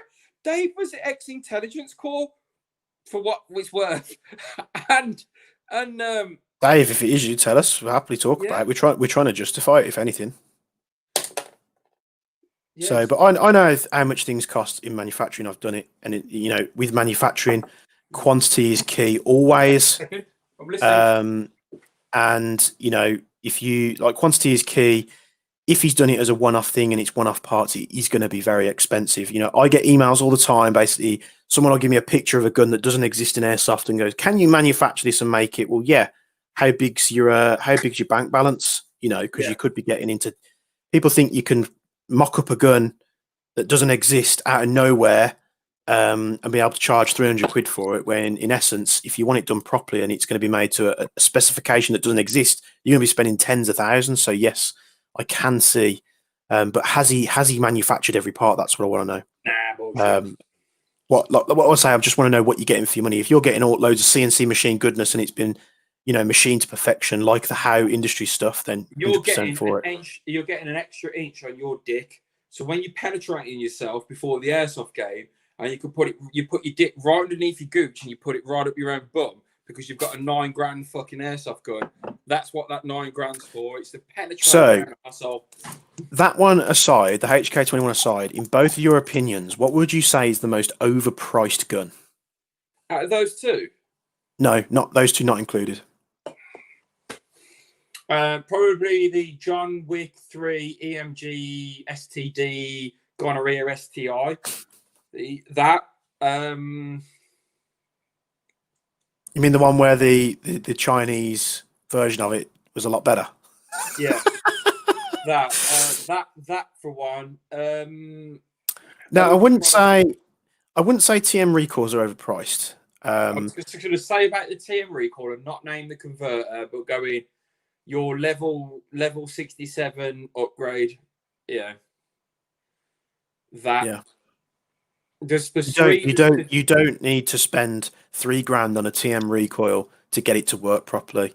It will work properly straight out the box. It will perform really well straight out the box. If you want to get more range and accuracy and a bit more power so that when you're shooting people at distance, they feel it more compared to the 280 feet per second that they come with, then yes, you can do that very cheaply. And people will always know this, and I'll always tell, if you've got a question like that, if you're going to buy a TM recoil and you want to know how to spec it up to the max you can for as little as you can, just send us an email and I'll go into detail with you, because it is a massive rabbit hole to be going down at 20 past 10 of the night. We'll be here for another 3 hours just talking about TM recoils. More. So everybody that actually has spent, like I have, like £800 on your TM recoil, and you realise that you only need to do 3 things, not 7 things, to make it fucking work. All right. Don't get me wrong. It can happen with everything. One of the guns on the wall is a KWA QRF Mod 1. And, that standard gun is £325. And all we say normally is the hot rubbers out the box are no good. Switch them out and you'll be fine. However, I did a really nice custom bronze one that was modelled or styled on a futuristic HK MP5, which will probably feature soon on the channel. But I saw it on the it's a very nice gun indeed. And a friend of mine says, "Oh, I'd love one of them. Can you build me one?" And when I totaled it up with the Cerakote cost, the custom laser engraving, the MOSFETs, the barrels and everything, it wasn't necessarily all expensive in one, but once you total that together with the mags and everything, it came to well over £1,000. Mm-hmm. So you can go up above £1,000 very easy. But like I say, I'm in the position where I had a lot of these parts hanging around anyway. I make my own carbon fiber suppressors, so that didn't cost me anything. With the billet end caps, I just machined it all myself. So I'm saving money. But when they then do it for someone else, things need to be paid for, where I just do it in my spare time. But there is another angle to this. So if you look at people that are into live fire, they're into range shooting. You can buy for £2,500. You can buy an M4 bolt action 223. But each round, if you're talking about a Winchester 223 range, you're talking between £1.50 and £2.50 per round for a quality round with good grainage, and it's compatible with what your capacity of your rifle is. When you get into some of these guys that have got, I've got a 308 Accuracy International. I go, okay, cool. What's the price per round? It's £7 a round, and the gun's $5,500. Yeah. But they go out every fucking weekend doing it. So when people are talking about, there's no point in spending that extra money for the additional accuracy. Ask somebody who has got a Accuracy International 308 SW, blah blah blah, or this, that, the other, and they're paying X amount for their ammunition, and then ask somebody who's literally talking to a buddy of mine last week. He's the firearms guy that I know. He invited me out to a range to go shoot his guns. He's like, we'll go fire 2.2 LRs out the 4.16s and stuff, and 50. I think he said a couple of thousand rounds for him was like £60. Yeah. Where he's like, we can shoot the 338, the Accuracy International 338 or 308. I can't remember which one it is. And he was like, that's £5 a round. Yeah. So he's like, we have to be. He's got 5.56, 7.62, and then he said we'll work up to 3.8, but it is expensive for the ammo. So, and it depends again. If you're going to go into a competition, you're going to use competition ammunition, aren't you? It's the same as BBs. You want the accuracy. You're going to spend and have the heavy stuff because it's more accurate. Yeah. So I think it's commensurate. Anyway, what else is on the Airsoft fuckery list?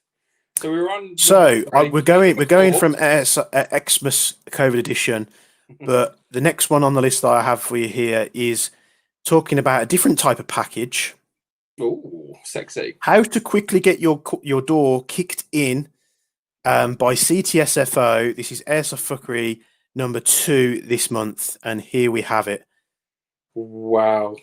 Homemade IEDs to put you straight on a terrorist watch list. There you Now, go. why on earth would you do something like this? Not only do something like this, why would you post it on social media? Where, let's face it, government agencies are going to be looking out for the words IED, improvised explosive device. You look at that. I mean, what does that look like to you? That looks like somebody who's made the basics of an IED, but not the chemical components. They're just waiting to build the formula. Yeah. To me, because I'm uneducated in this type of thing, but obviously I watch a lot of movies and TV, and you pick things up and you have it in your head. Now, if I looked at that, I would say someone's built like a dirty bomb or something. That's some, that to me looks like some plastic explosive with a drum, whether it be filled with acid or some kind of isotope, something like that. But never mind. This is a prop. This is a prop that somebody has made for an airsoft game or an airsoft event. What do you see wrong with this picture? In fact, what is there that's right on this picture? Do you know what it is? From a wider perspective, this is what happens when the imagination of airsofters go into the realms that are actually, they're probably right in thinking about this is a good idea, but wrong in thinking about the consequences.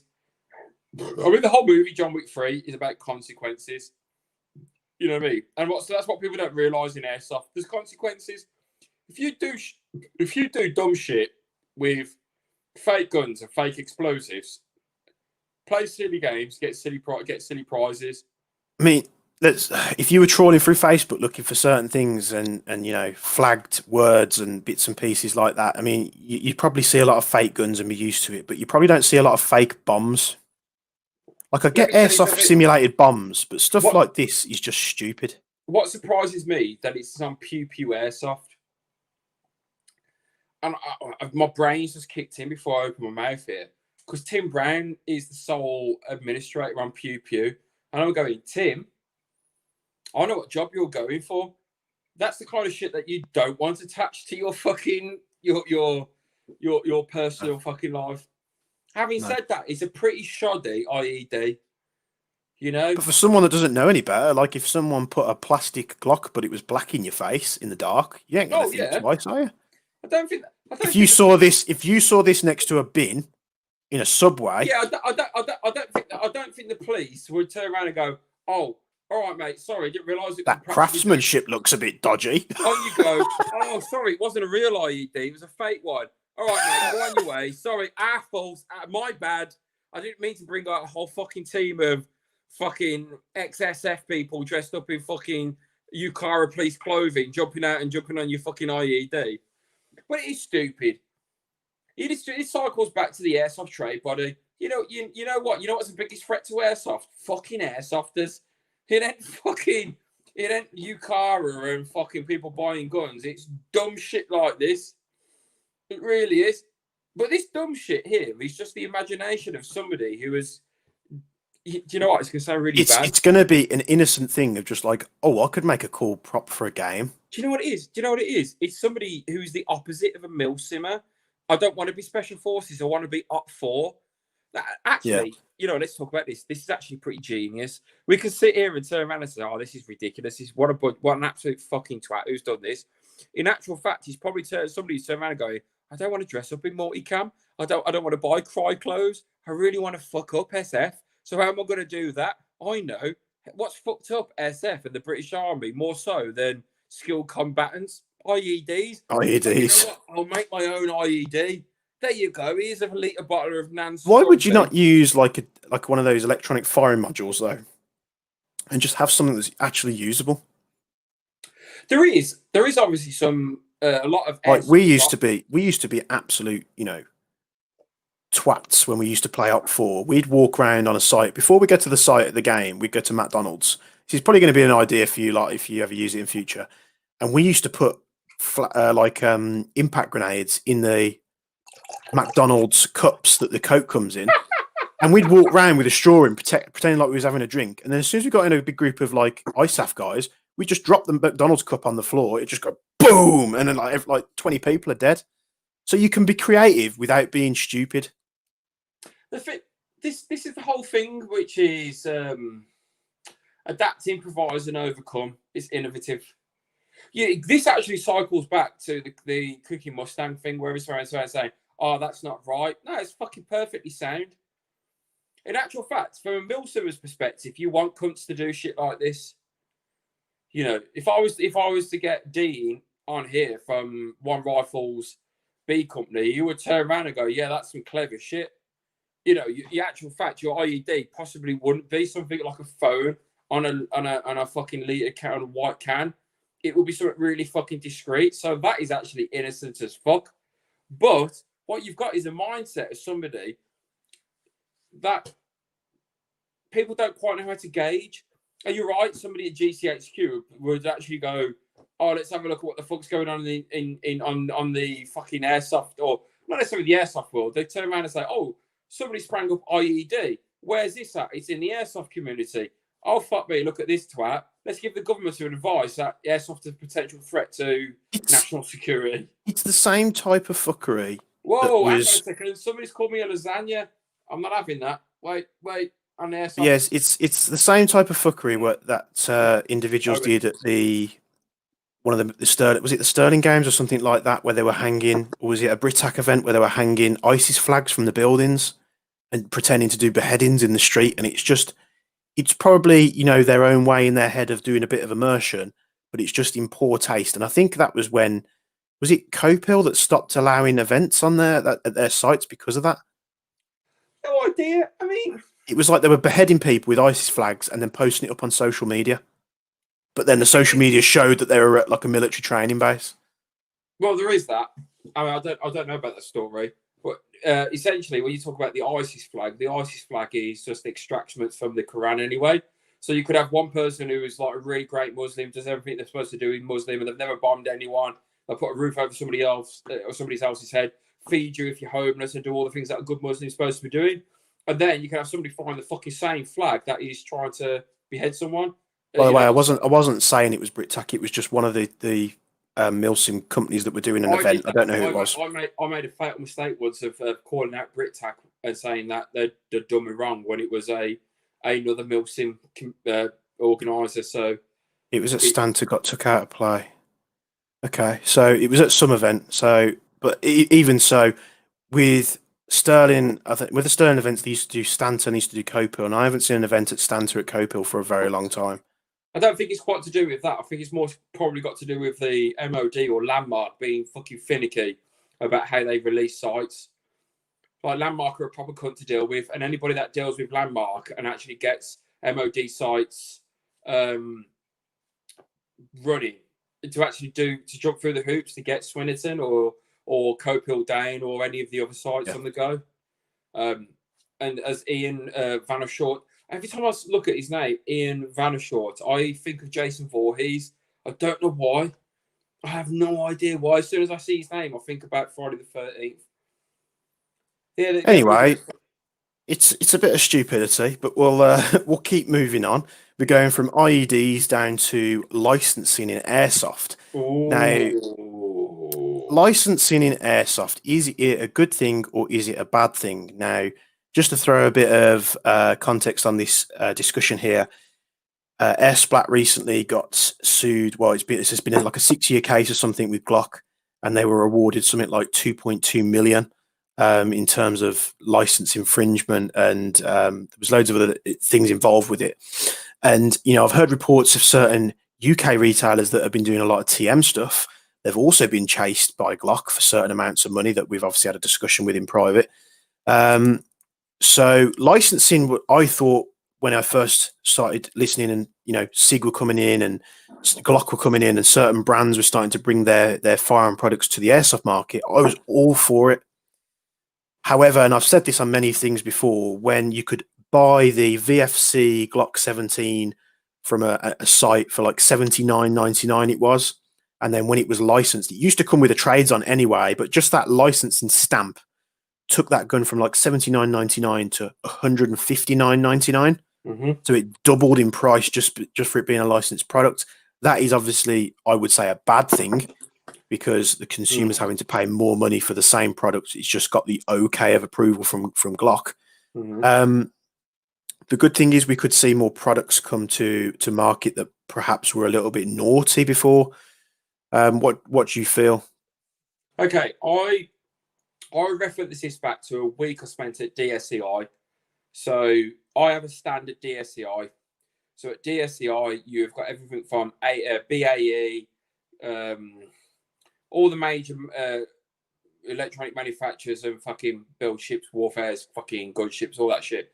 Then you've got the small arms manufacturers. So at DSEI, you'll have Glock, CZ, H&K, the Turkish manufacturer, can't remember its name, a few others. You'll have all of the major Taurus. Every single major manufacturer of every gun that's out there in the airsoft market is at DSEI. Now, thankfully, my workplace let me off my hook, and they go, "Look, you like airsoft, don't you? Yeah, you're here for the week, aren't you? Yeah. Do you want to fuck off around to all the gun stalls and go and get your buzz off your little fucking airsoft fix before you come back and do some real work?" And I'm like, "Yeah, please let me." So at DSEI, I went around to all the manufacturers. I'm quite heavy set, so because I'm heavy set and I look after myself. The first thing every dickhead on every one of these stands here says, "So, which military regiment are you from?" or blah, blah, blah. I'm not, mate. I'm a fucking airsofter. And they go, "Oh, okay. Fuck you then." So the time I went to Vegas to do SHOT Show, I think it was 2016. I went with a few friends of mine, and we got into the show under his. You have like your passes to get in the show each day. And because we were helping him out, we got passes with his company affiliation or whatever on. So we were from this company that did like less lethal solutions and like distraction devices and stuff.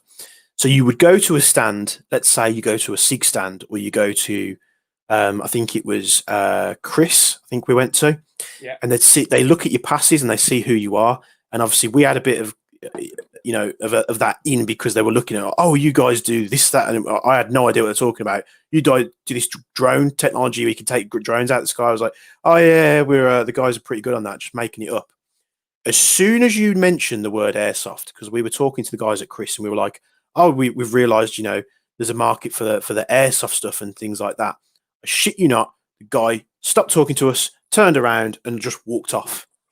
All right. And now they're sort of going, well, we can make a bit of wonga out of this. So let's. I'll add to that. I'll add to that from my experience. So, without giving too much away from my job, pretty much 40% of anybody that attends DSEI come to us about compliance and what they're doing. So they will turn around and say, "We're building this to do with this on this submarine, this aircraft, this fucking ship. Will this work?" And they come to us and we go, "Yes."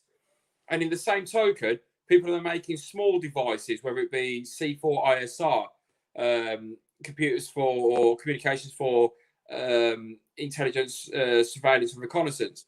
So the shit that I deal with through Workbase is far exceeding what the fuck Airsoft's about. However, Airsoft is getting more of a prominence in the international community. So when you go to DSEI, it is Excel Arena, all halls filled. To put some context to that, at the Excel Arena, the halls are currently used for potential COVID patients. And then they use the water outside of the Thames to bring all the ships. So all the navies from across the world that aren't on the off limits. So you don't get Russia, you don't get North Korea, you don't get Iran bringing their ships in. And then you get people bringing in jets and helicopter gunships, and they land in at Excel. And we all have a circle jerk about the defense industry. Now, GBLS DAS were at DSEI. They're in a really fucking shit area because there wasn't like a lot of work by traffic. And GBLS DAS are trying to put themselves into as an alternative to simunition. So GBLS DAS cost per round is fucking 0.5 pence. You look at simunition rounds per cost per pence is 65 pence per round. So you go to the MOD and say, use a GLBS DAS instead of GLBS. Whatever it is, GLBS arse. And they think that the MOD is going to go, yeah, we'll use that. But they don't understand that they want the impact of the simunition and not like an airsoft gun. However, the MOD will buy. Wait. However, I stopped being this figure of authority, which turns around to DSTL, BAE, and all of these guys turn around and say, before you make something, you got to bring it through me, and I decide whether that shit's going to work or not. I went around as an Airsoft fanboy, and I went to Glock, and I went to Desert Tech, and I went to Taurus, and I went to Steyr, and I went to Heckler and Koch, and I went to all of these places. And I turned around and went, they said, "You a soldier?" I went, "No, I'm an airsofter." And all of these places turned around and said, "Yes, we know that's a growing market.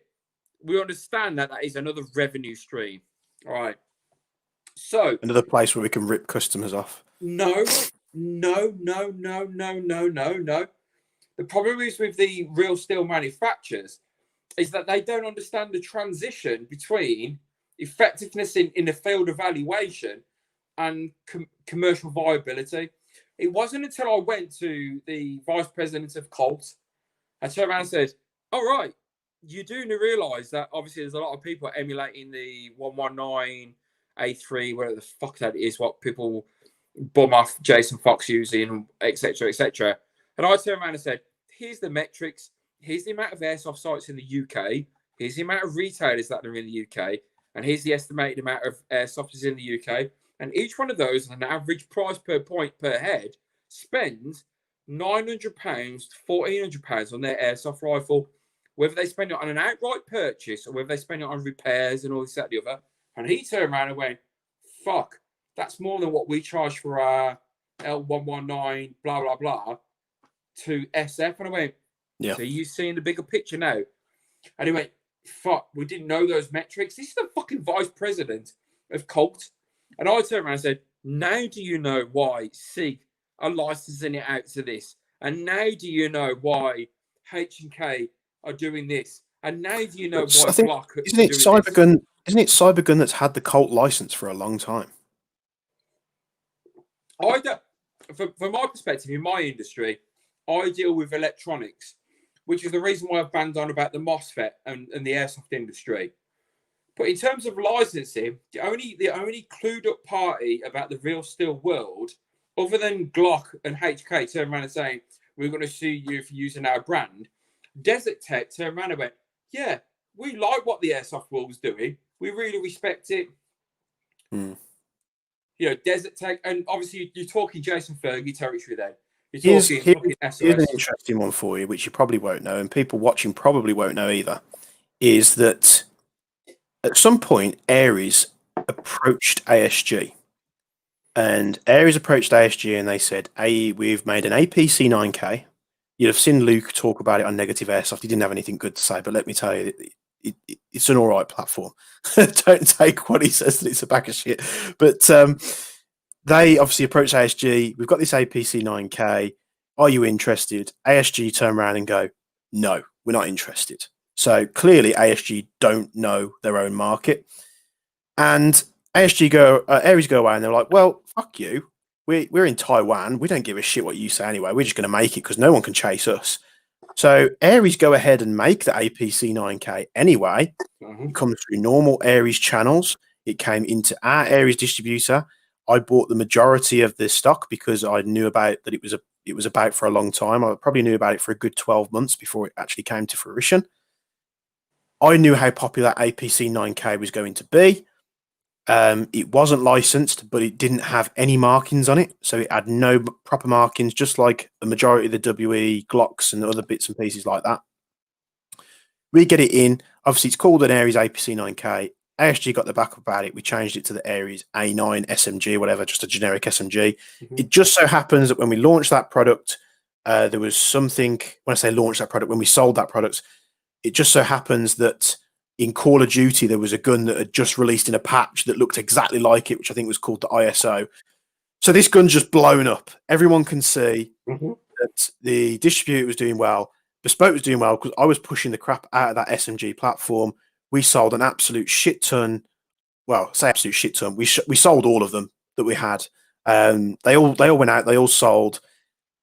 Upon that point, you know, someone's probably gone to ASG and said, "Oh, you know, they're selling this and it's not a licensed product, blah, blah, blah," even though it had no markings on it.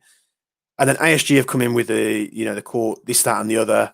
sending solicitor letters and doing all this legal bullshit because they own the rights to the APC 9K or the Brugger and Thomit license. Now, you can spend a lot of money defending yourself in court and go into all this crap, which much like some of the retailers in the UK are going to have to do because Glock are chasing them for X amount of money. As far as I'm aware, you know, something like that, like a Glock or an APC 9K, cannot get challenged for copyright. You copyright the markings. As far as I'm aware, it's not. You can't copyright a shape. You know, someone might they might know better than what I do, but and that is why the Ares A9 SMG, which was a good product and it sold really well, completely disappeared off the market because ASG stopped it. But ASG also didn't want to have anything to do with that product. They completely misinterpreted their market. But then this adds to this. You split the airsoft market into two. You have your airsoft market that wants realism, and you want your airsoft market that wants functionality, and your airsoft market that wants realism wants the trades. They want the realistic markings, but they also want the realistic action. So if you look at and pistol caliber carbines are really hot in the States right now. You've got a lot of the big shooters like Chris Costa and other people that are big on social media pushing short barreled, you know, pistol caliber carbines. It's hot news right now, and ASG should have looked at that and gone, holy shit, pistol caliber carbines are really hot. We've been offered this APC 9K. All we've got to do is give them the thumbs up to put the trademarks on it, and we can have it and sell it. Ask yourself, from a retailer and trend point of view, what is the biggest trendsetter? Is it Chris Costa, the guy from UF Pro, fucking Ellie Fieldman, It's a mixture. It's definitely a mixture. It's a mixture of video games, film and TV, and what the real steel shooters are doing in the US. But what? Okay, so look, so to break down the metrics, I think it is more to do with 75% film. Every time I see a reference to do with accuracy, it's to do with film. Whether it's somebody referencing a film on YouTube where they go, oh my God, those are the guys at Kali Jangi that were using M4 MA1s with no scopes. And then they look at Jason Fox and go, he's got this Gucci kit. And they look at, I want a historical thing. I've got Black Hawk Down. And then they look at SBS and... Although I completely agree with what you're saying, in a lot of movies and TV, they don't use a lot of pistol caliber carbine stuff. And you've even got stuff coming over like that's useless. Like they have strange gun laws in the US where you can have an AR that's a pistol, but it can't have a proper stock. It has an arm brace or like a paddle. But even that stuff and that attachments is finding its way into the airsoft market. It's like airsoft companies are doing blade stocks and arm braces because it's what's cool and what's happening in the US. Because people in California can only build the guns to that spec. Okay, so that's when you break down the airsoft market into multiple segments: mil sim, actual sim, legal sim, skirmish, film sim, fucking speed QB. I'm a dickhead. I can't get any other decent guns. There's so many avenues where people can exploit a way of getting a gun and justify their reasons why they're buying the gun. Do speed softers care about licensing, do you think? Yeah, I think speed softers probably are more of a benefit to airsoft than everybody would like to think. I think taking off the MTP and all the cam and taking off all of the relation to military or militia and then turning it into a legitimate activity could be the key of turning it into a legitimate sport like paintball is. If you look at airsoft, I used to love dressing up in full military gear, and then I went for reserves, and then I lived on a military base, or I still live on a military base, and then I felt embarrassed, and I felt, okay, how can I still enjoy airsoft without the affinity to military? And it does one of two things. It nullifies and almost like separates itself away from the legalities and the attraction towards military simulation. How the fuck do I make this about fun and less about something that the government should be worried about? Easy. Make it look fun. And speed softers do that. I might not be quick like a speed softer. I might not wear all the gear like a speed softer. But what they're doing, they're going, the gun is immaterial. The gun is just a mechanism for scoring the points. What I'm doing here is scoring points in a gaming scenario. Mm. Now, what you've got there is a lack of realism, because I haven't seen a fucking terrorist or an armed soldier wear Lycra to this date. I've never seen anyone in the fucking Taliban or the IRA or fucking Syria turn around and saying, Inshallah, brother, I'm going to wear all this fucking Lycra just to piss off the Op4. They don't. So Speedsoft is about as much separated from Airsoft as you can possibly get. And the moment that you separate Airsoft from realism, the easier it is for the authorities and people to buy into it. So as much as I'll never play a game of Speedsoft because I'm too fat and too much into my Airsoft geekery to play it, they're the fucking blessing of Airsoft, because they're going to make Airsoft look like fucking, what's that game all the kids play? Not Call of Duty, Fortnite. It's going to make Airsoft look more like Fortnite, and that the hitting somebody is less to do with the kills and more than getting them out of the game. It makes Airsoft look healthier. However, you've got, before I knew about Airsoft for about 20 years, my dad and his mates were into military reenactments, when they would go out and they would dress up as this, that, and the other, and they would go out with their black powder rifles and this, that, and the other. And that's them reenacting fucking wars that happened 100, 200 years ago. Yeah. The future needs to evolve. So when you're talking about the relevance of milsimmers, they're going, okay, are you about to do reenact 13 fucking hours? Are you about to reenact what happened at Benghazi? I'm going to digress here. One of the things I've really fucking surprised at is no one's ever done a milsim reenactment of Kaliri Jangi, where it was like 4 or 5 SBS guys, a couple of Navy SEALs against 300 tallies. So the point is, probably because it wouldn't last very long. Well, in the reality, some rental kid with a high cap mag would just waste them in one shot. I'm not going to be a geek here, but the Kaliri Jangi was, the big problem was that SBS had wiped out 300 tallies from a CIA compound, and it's a well-reported thing. The point I'm saying is, Speedsofters are really, really good at gentrifying Airsoft to make it look more friendlier than it really is. And milsimmers are really, really good at making it look more serious than what it fucking is. You know, Ofcom will look at milsimmers and turn around and saying, why are you using military banned fucking equipment during your fucking game? Mm. You know, so there's pros and cons of it. So the point of this, licensing in Airsoft, is it good or is it bad? It's brilliant. This is just what I wanted to touch on, because this one here just says, is it because they didn't want to have their name to a product they didn't specifically put together? Now, if you don't know what ASG do, they don't build a lot of their products. They build like their Evos and some of their niche stuff. But a lot of the other stuff is actually made by other manufacturers. Sig Air, they've made a bag of shit. But they haven't made anything. But they've put the name to a bag of shit. So what the point I was going to say is, they don't want to put the name to a product they specifically didn't put together. Because see, they're not wanting to put with the complaints about the guns when they're terrible. They didn't make it themselves. ASG make a lot of guns that fail. Also, the one gun that is their flagship, the Evo, they've got their name to that. And all you have to do is talk to your mate on your radio, and your gun starts firing full auto anyway.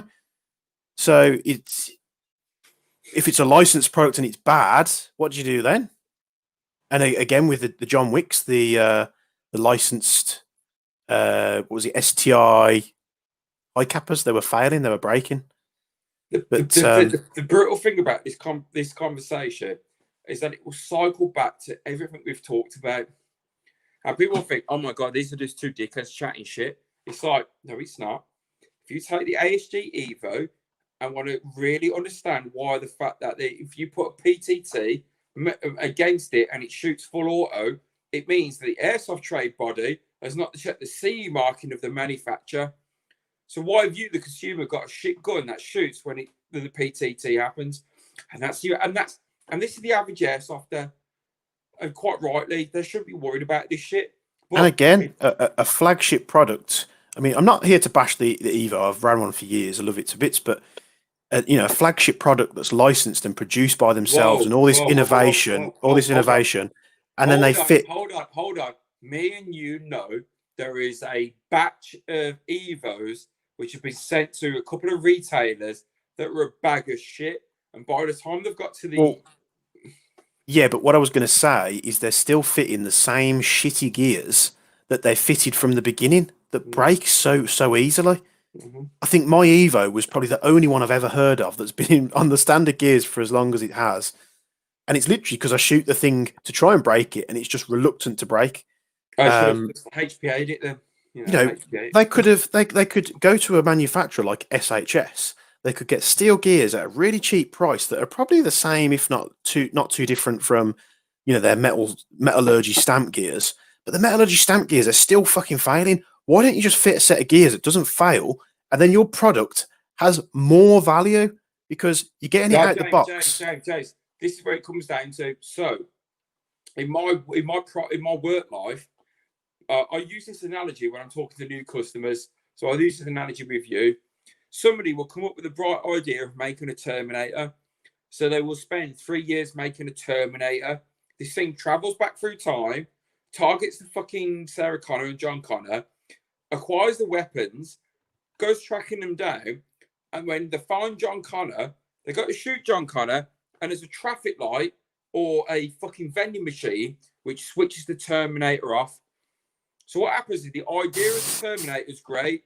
You sorted time travel, you sorted finding your target, you sorted all this other shit, but you didn't realise one factor that would fuck your mission up.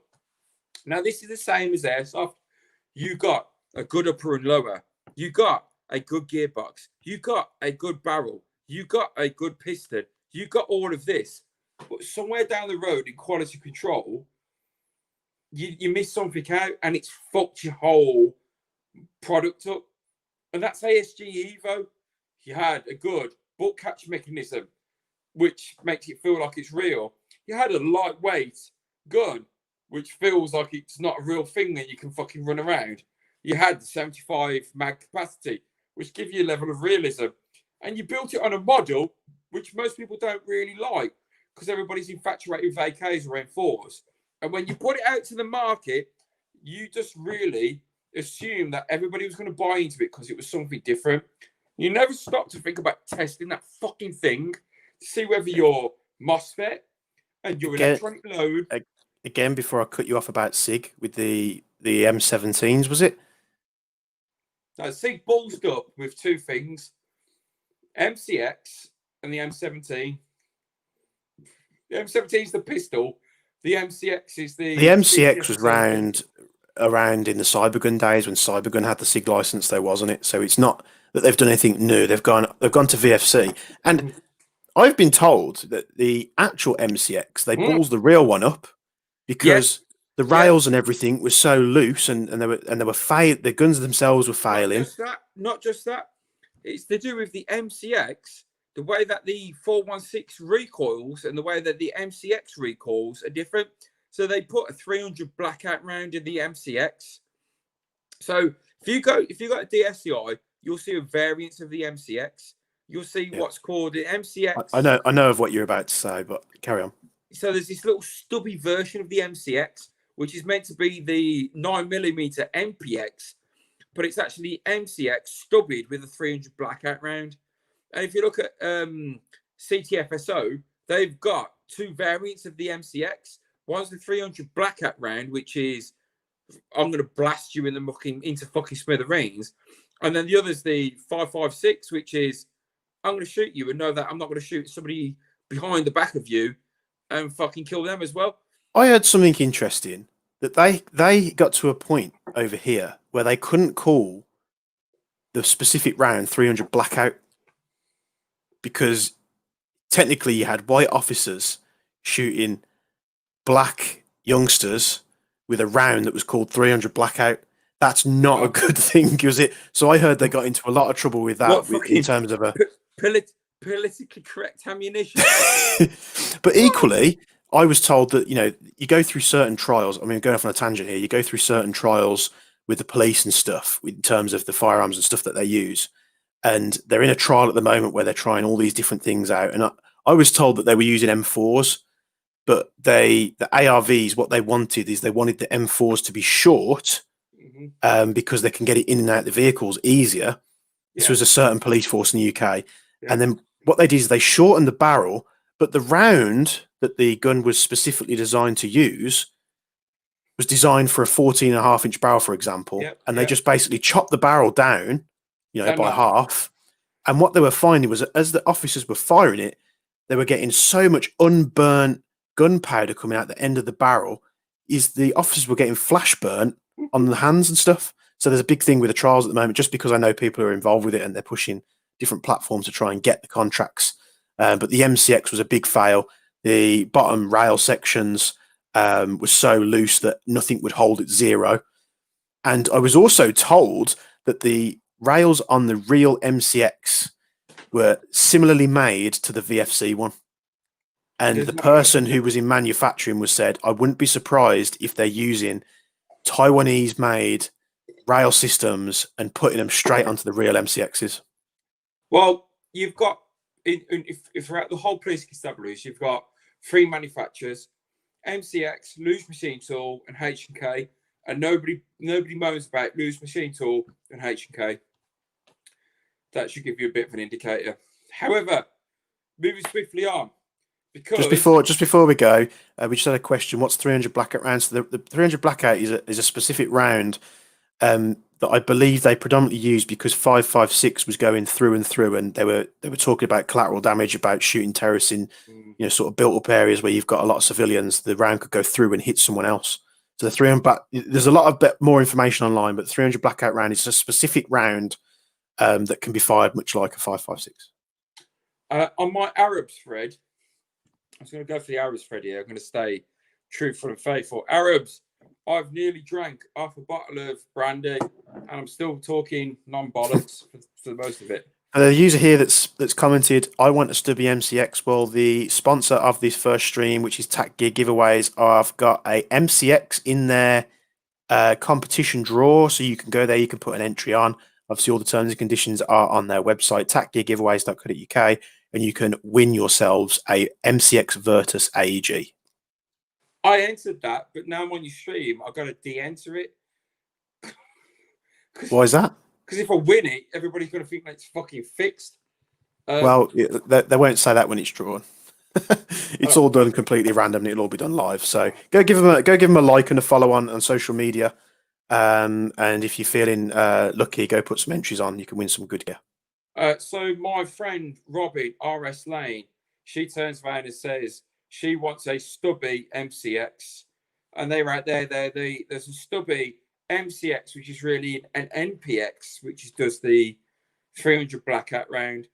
I would urge anyone that can get to DSEI, go to DSEI. It's difficult to get a ticket if you're not involved in the industry.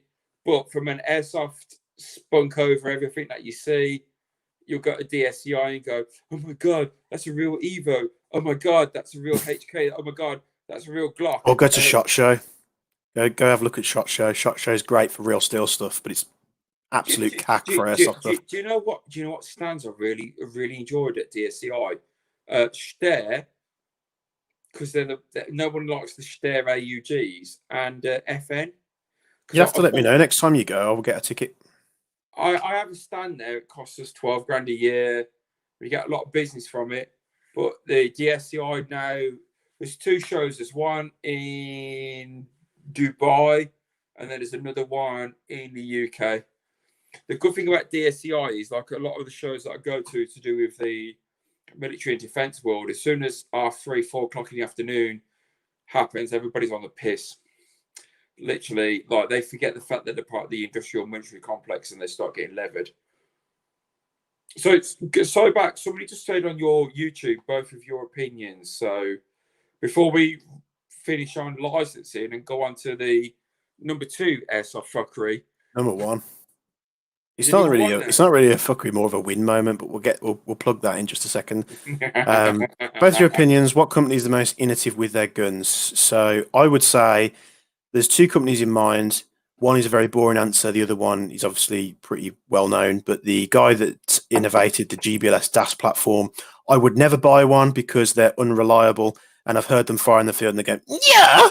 And who wants their gun to sound like who wants their gun to sound like Eeyore out of Winnie the Pooh?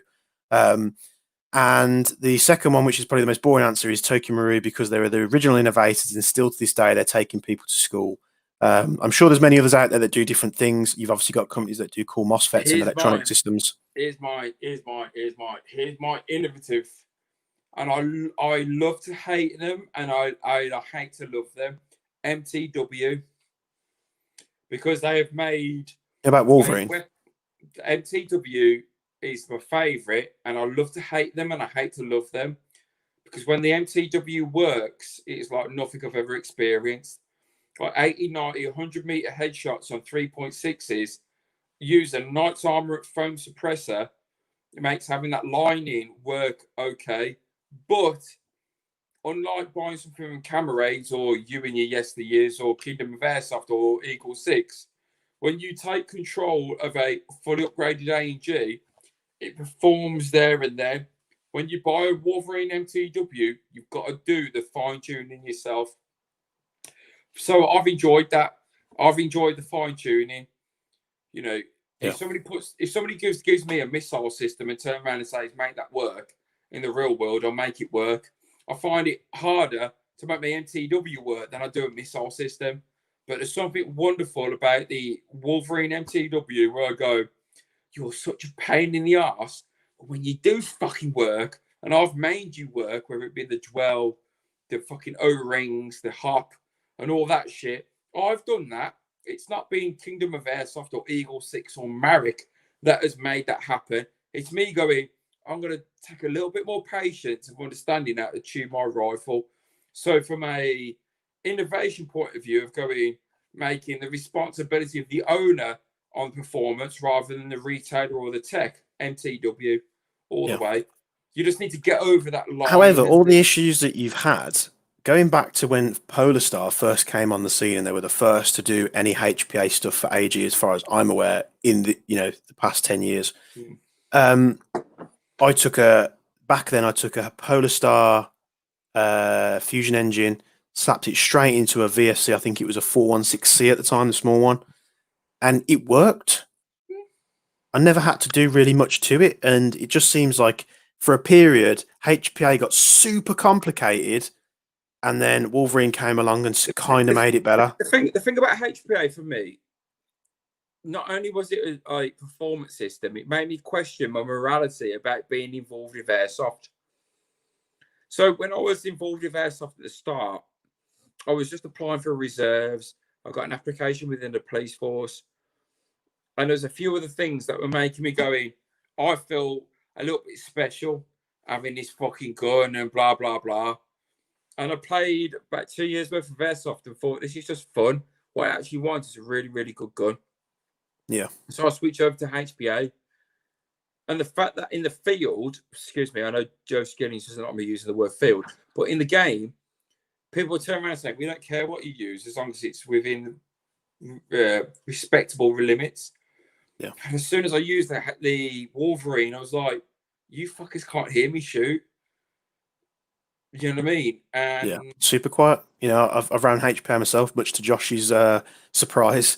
I've had fusion engines, I've had Wolverines, I've had the Wolverine electronic fired bolt system that they had for the VSR. That thing was crazy stupid because all you'd hear is the 0.45 smacking people 80 odd meters away. There is at the moment. I've got a bit of a tear. So forget about. I don't own a shop or not a tech. I don't represent any fucking brand or anything that shit. And I've had this thing where I've shot a 0.36 on a Camerades conversion, and it's only 0.9 joules, but I'm launching a 3.6, and I'm hitting the target at 80, 90 meters dead on. But at the same token, I've got this MTW, which is doing exactly the same thing, but it's silent. But I've got this line. And I'm like, at the But moment, I'm going. what you've got to remember with a lot of HPA platforms, and this is across the board, and it's probably the same with the MTW, you probably get crazy dual creep. You're bound to get crazy dual creep. No.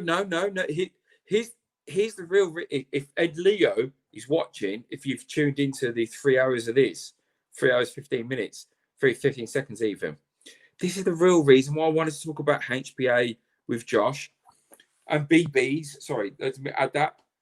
When I was testing using G&G and longbow, I used to have like really good chrono readings. But when I used to get really great performances in distance, I was getting Jeff's BBs and there were performances in terms of FPS deviation.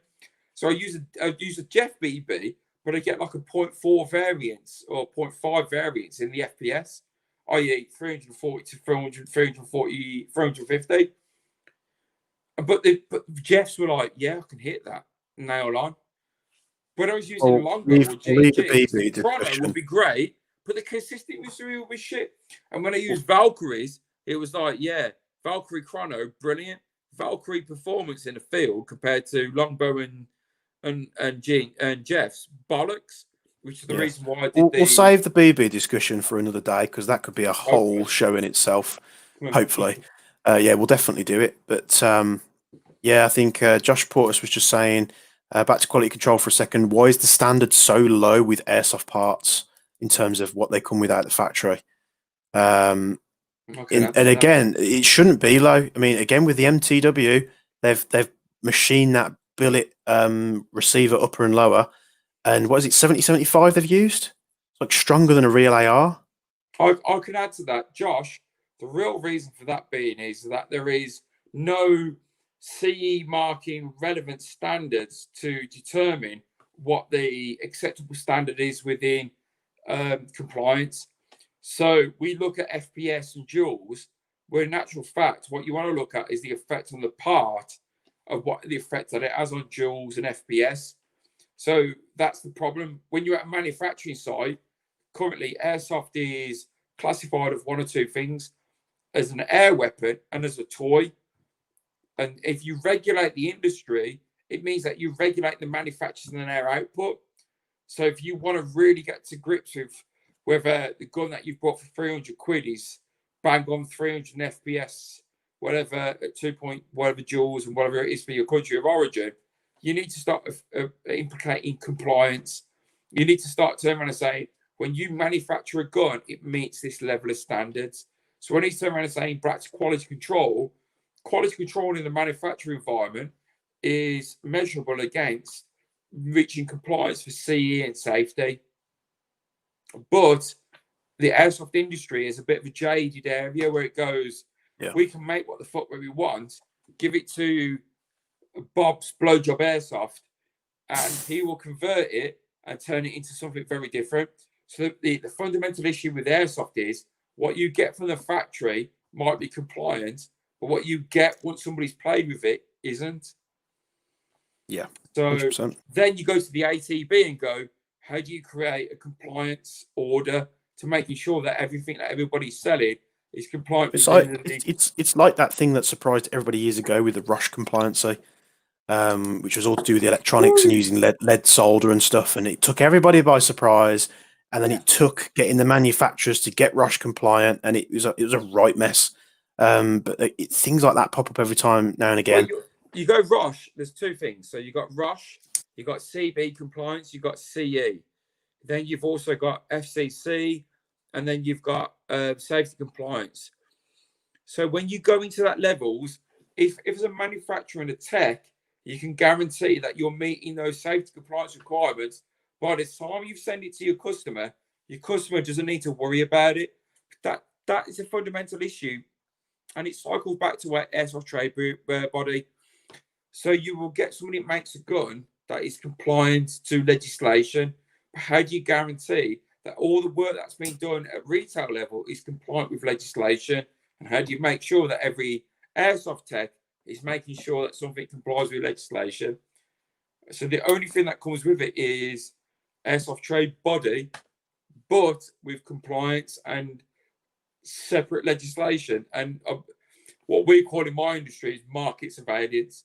So I can go to somebody making a dildo and make sure that it hasn't got the wrong power output.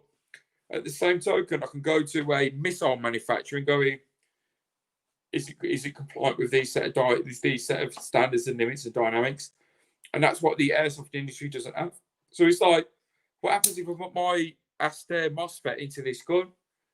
It might burst fire in the safe zone. But the Airsoft Trade Bureau won't take responsibility of that. They're interested in selling the gun.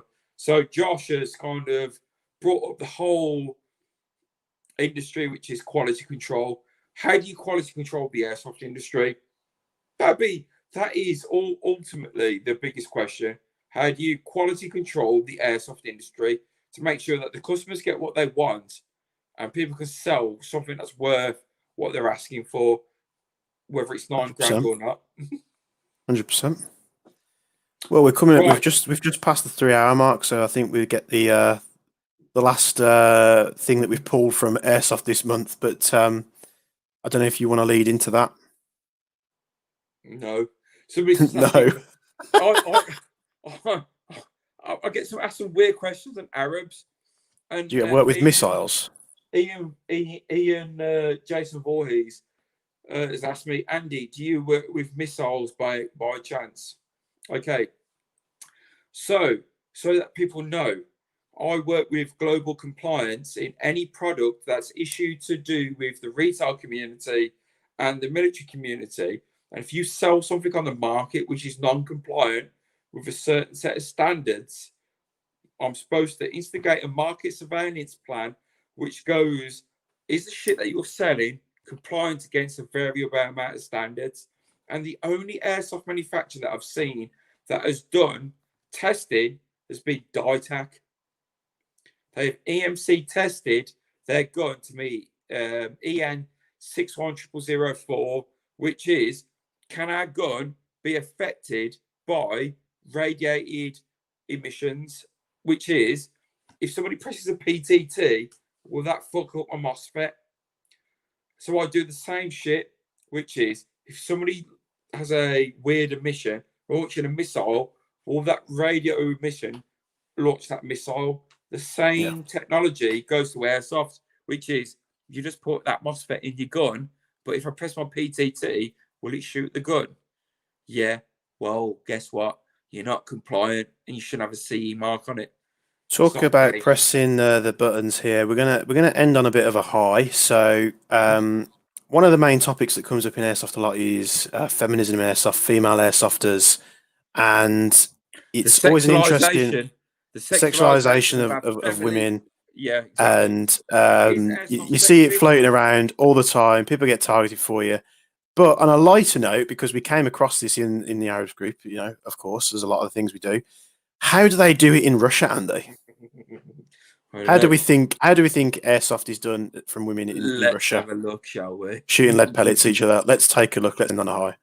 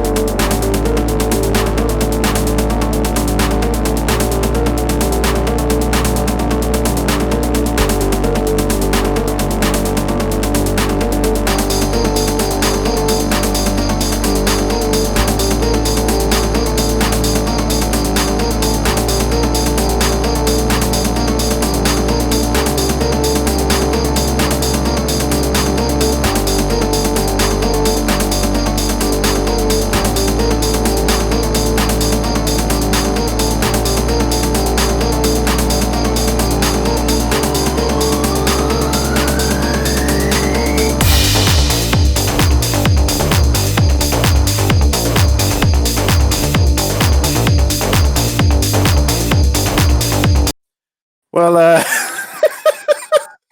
what did you think of that, mate? Do you know what? I don't think you had any sounds on that, and then it was all self-explanatory. This is, from my perspective, Arabs talking to my female population. Girls, get on that OnlyFans, rinse those airsoft simps. You know what I mean? If you can go out There's there, nothing with a wrong gun, if it's something that you want to do. yeah, There's nothing wrong with putting yourself out there. I don't think, and I mean, I'm moving to mate. To be honest, if it weren't for the fact that I need security clearance and a DV for my job, I'm moving to Russia because if that's what Russian airsoft is all about, I'm a single man. You know what I mean? Coordinating single. But yeah, sign us up. Right. Well, it's at that note I would like to take my hat off to Kelly Fenfatal, to Black Cat Airsoft, to Bobby Squad, to any airsofter that is bearing a little bit more flesh. You fucking work that, girl. power to you. You fucking work it. You Get work that simp cash. You work it. You work it. Go, girl. Well, you go, girl. I'm gonna round it off there, mate. We've been talking for like over 3 hours. 3 hours 10. 3 hours 11 minutes. It's just gone. So this was the first Lord test. of the Rings, this was. Yeah, first episode in. Just a new thing that we were going to do. Have a few beers. Well, I didn't drink this time, but I might next time. And just chew the fat on a lot of topics. If there's something that you want to... Nick Tate from Arabs is always asking me, get pissed and chat shit. So this started off as a full bottle of brandy. It's basically a social for us and some viewing annoyance for you guys. So yeah, thanks for tuning in. We obviously, if there's anything you want us to cover, just get it over on the Arabs page or in the comments down below, and we'll talk about it. Thanks very much for tuning in this first one. We've had pretty much an average of 35 people watching, between 35 and 40 people watching at any one time. So that's everybody at my nan's care home watching. Yeah, all the oldies, OAPs for life. So thanks for tuning in.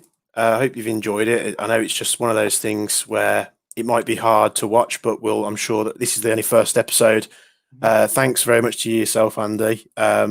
We like talking a load of bollocks anyway, so it's easy to us. F in the chat before we go for Josh. He didn't last all of 5 minutes before he DC'd and lost his microphone and his phone and everything else like that. So hopefully we can get Josh back on next time. Yeah. But yeah, it's been a blast, man. Enjoy the rest of your weekend. If you are airsofting this weekend, stay safe, and we'll see you hopefully in the next episode. Respect. See you later. Catch you later. Ta-ra.